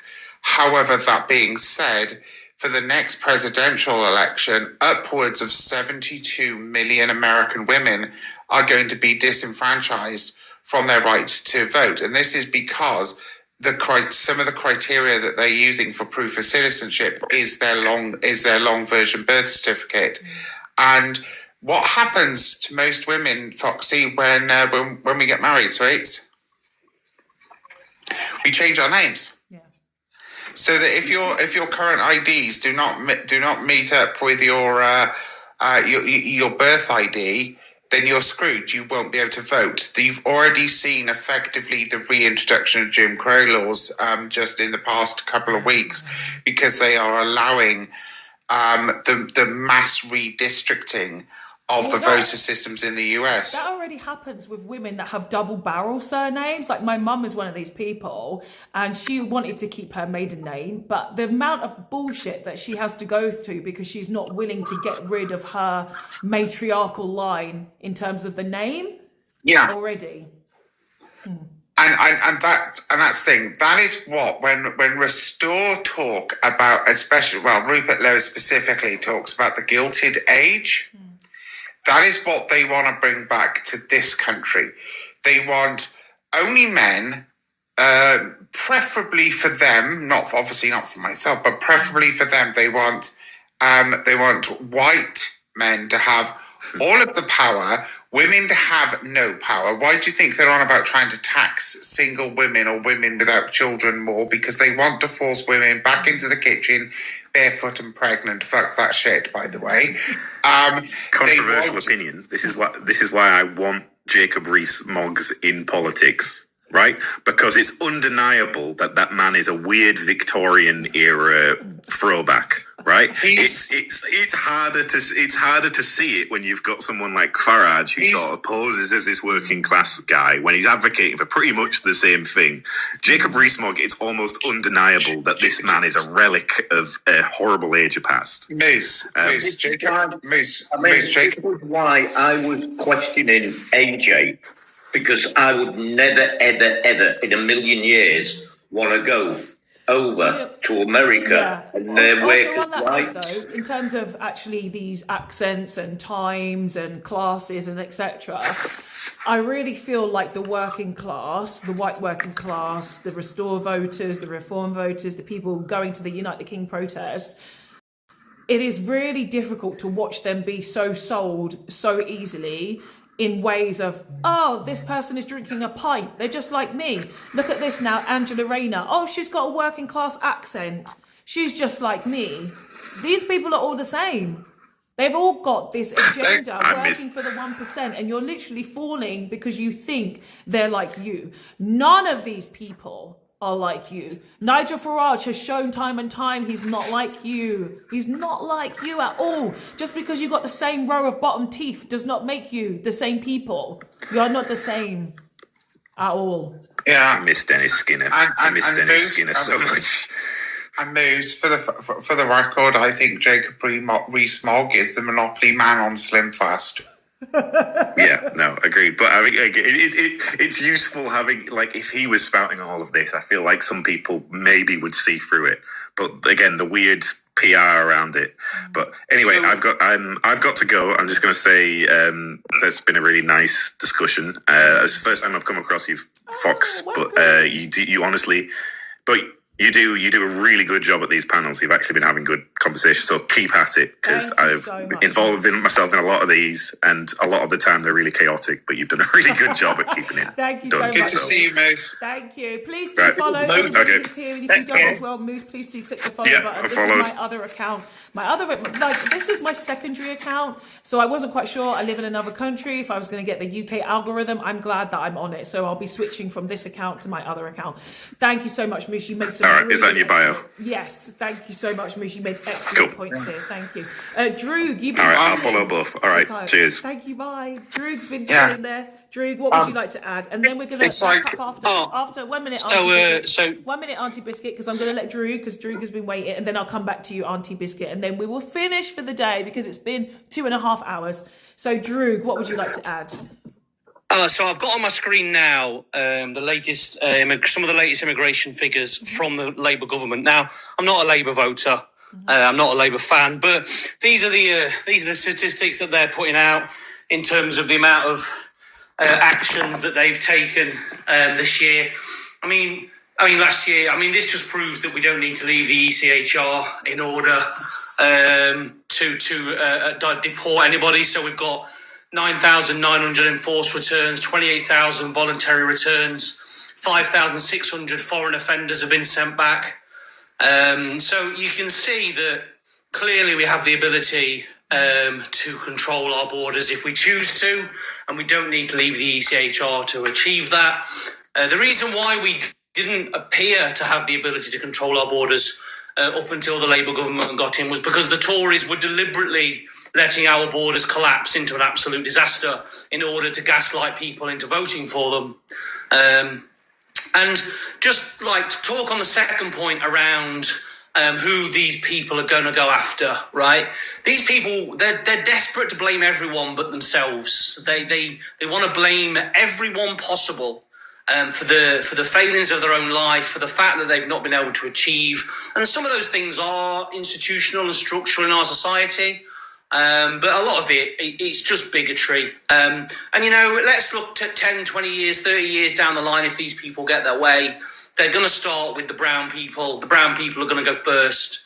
And then once they're done with the brown people, well, who are they going to blame next? Well, you know what? Oh, disabled people. They're a strain on society, aren't they? Let's get rid of them. What about trans people? They're weird. I don't understand that. They must be at fault. Let's get rid of them. Oh, and what about homosexual people? Yeah, they're weird. We don't like them either. And it never ends. It never ends, this ideology that they adhere to. If it were up to them 50 years from now, the only people left in the country would be those poor 50,000 sad bastards that went down to London over the weekend. They'd be the only people left in the country. And you know what? They still wouldn't be fucking happy. They'd still be blaming other people for their own failings in their lives. Absolutely. Thank you so much. Yeah. It's just a very, very, very, very sad state of affairs, truly.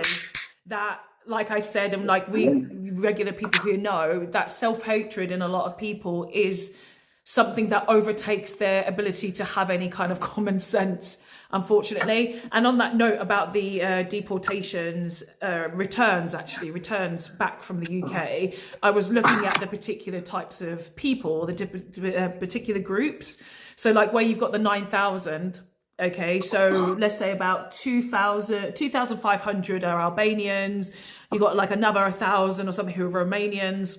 Then you've got another similar, well, half the amount of Brazilians. Then you have Indians, then you have Polish, and then you have all other nationalities.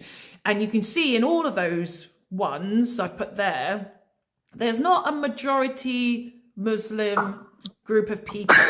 There's not and let me say, when I say Muslim, I mean a stereotypical Muslim person, because English people, they think anybody who is brown is Muslim, even though Muslim is a religion, and of course anybody can be Muslim. So if you're looking at people and judging people, you can't tell who is an immigrant. You can't tell who is anybody who is an asylum seeker. You can't tell any of those things. And I know that's the reason why they're going to these hotels, right? They've got the list of the names of these hotels and they want to harass these people. This is when you know this society is absolutely bottom barrel. And I talked on the weekend about how they're bottoms in many different ways, by the way, many different ways, but also they are the bottom of society. They are bottom barrel, they are bottom shelf. Like I said, they've managed to sell themselves to the lowest bidder. Because how is it that you can fight fascism in the 1950s, well, up until 1945, and then literally become fascist yourself? It doesn't make sense. You don't have an identity.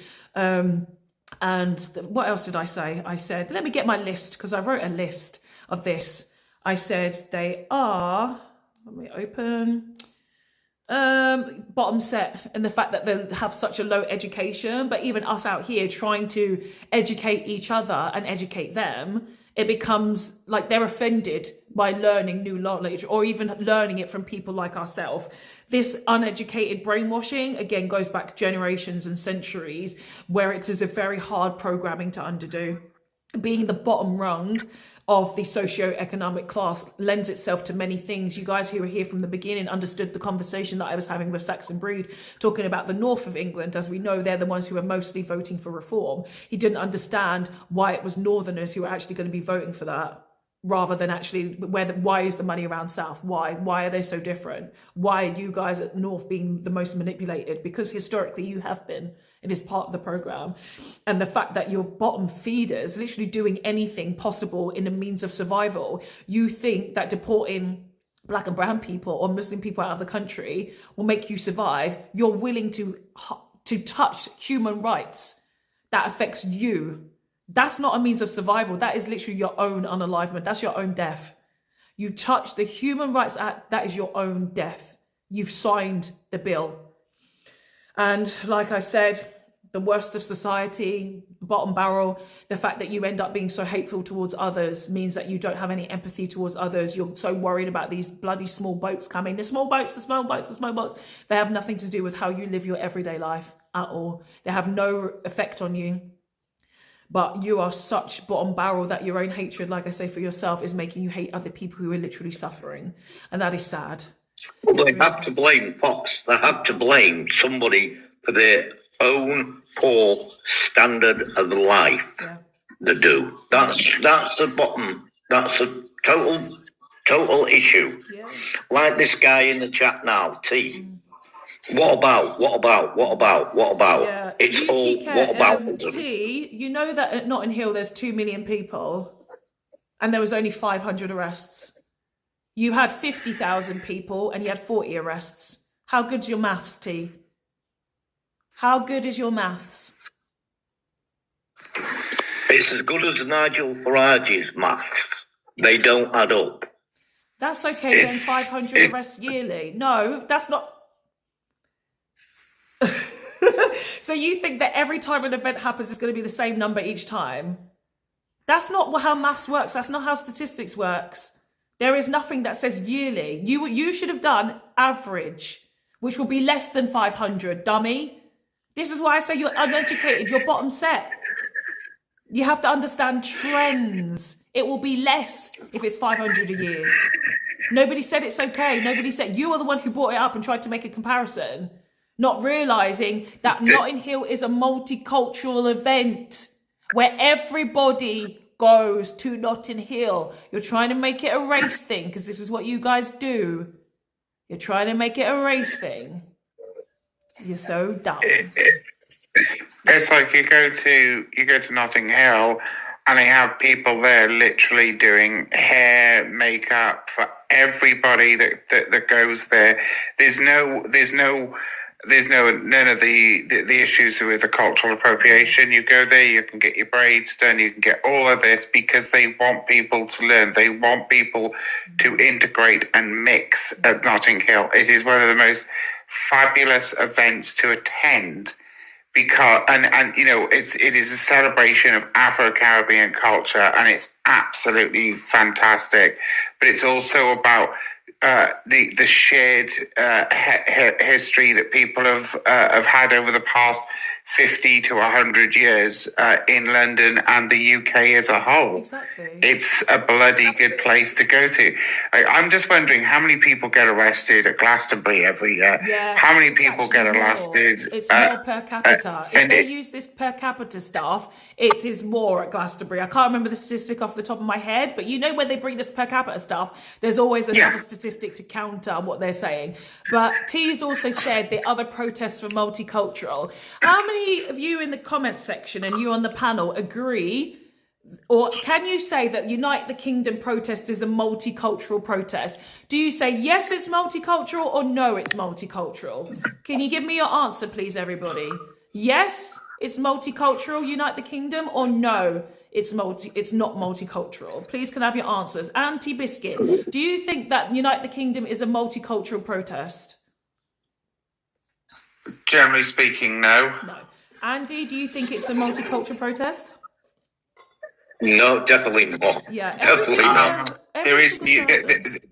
Every person except for you, one other person says. There is. Auntie, just one sec. Do you Okay, know the sorry. thing do you know the thing that tickled me most about the Unite the Country was the van at the park there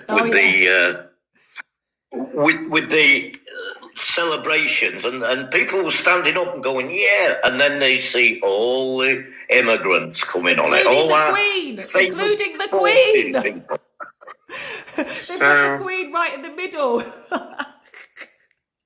Germany. yeah, so there is nuance, Foxy, and it needs to be discussed as well. And it's something which, because I've got quite a large family in the United States, including members of my family being from the African American community, and we talked a lot about the differences, what's going on. And have you ever heard of the term blagger? Yeah. Yeah, and we do have a problem where you have people from certain ethnic backgrounds because of, for example, their religious viewpoint, who are allying themselves based upon conservative values with these far right fuckwits who are, and I beg anybody in the chat to do your research on a lady called Sarah Rector. They are Sarah Rectoring every single person of a non-white person who shows support to them because they have money, because they have a bit of influence. They are basically declaring them white people for the purposes of it allows them to go, no, we're not racist. Look, we got some black people here. Look, we got some Asian people. We got some Latino people here. No, these people are voting 9 times out of 10 because their pastor has told them who to vote for, and that these people are doing God's work. And the trouble is, these people are going to be some of the first people that the end game of a lot of this shit, they will take them out. They will remove them. They are basically useful tools. For those who don't know what the word blagger means, it means black MAGA. And we've got a situation in the UK, not so much against with black members of the community, but certainly with Asian members of the community whose conservative values align maybe 80% with the narrative from Reform and Restore. However, that being said, the earliest opportunity, they will get pointy thinged in the back by the very people that they are currently supporting. Now, even though I come from a massively ethnically diverse family, in fact, we look like a United Nations conference is about to start when all of us get together, and I fucking love that. I am Casper the Friendly Ghost. I'm as whitey as you can come. So it's not necessarily for me to continue talking on this topic, but I think it was an important point that people need to bring up, and people need to start finding out why they are voting to have themselves eventually taken out. Thank you so much, Auntie Biscuit, and thank you, Andy. Andy, are there any points that you want to make? Because then we're going to wrap up, and I've actually had in my mind my next topic. Yes. Yeah, I just one of that hot pants in whatever his name is in the chat. Yeah. Claiming that the Nazis was left.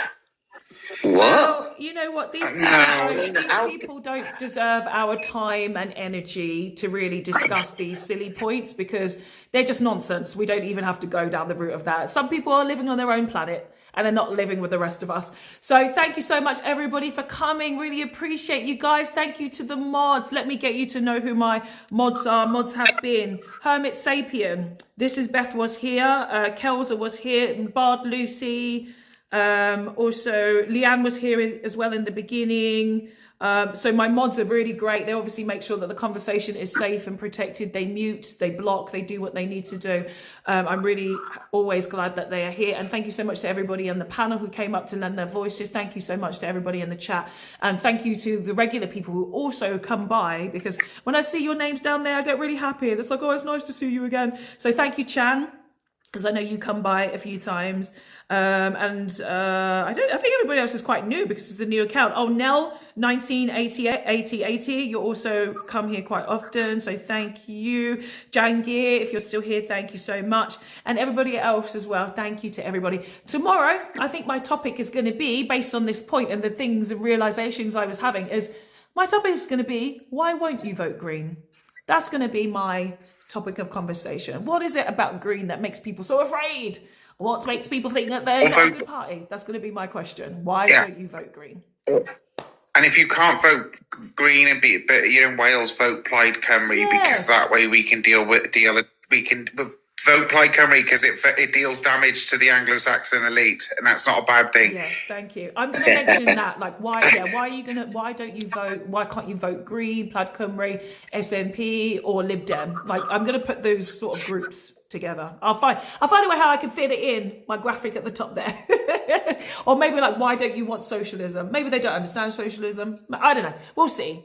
The answer was not the McCarthy. No, because people think it's the McCarthy doctrine and it's all about communism, and you think, oh no. That's why I like that kind of scares people a little bit. I might put it as something else.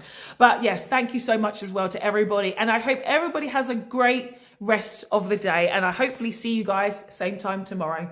See you later. Bye. Thank you very much, Foxy.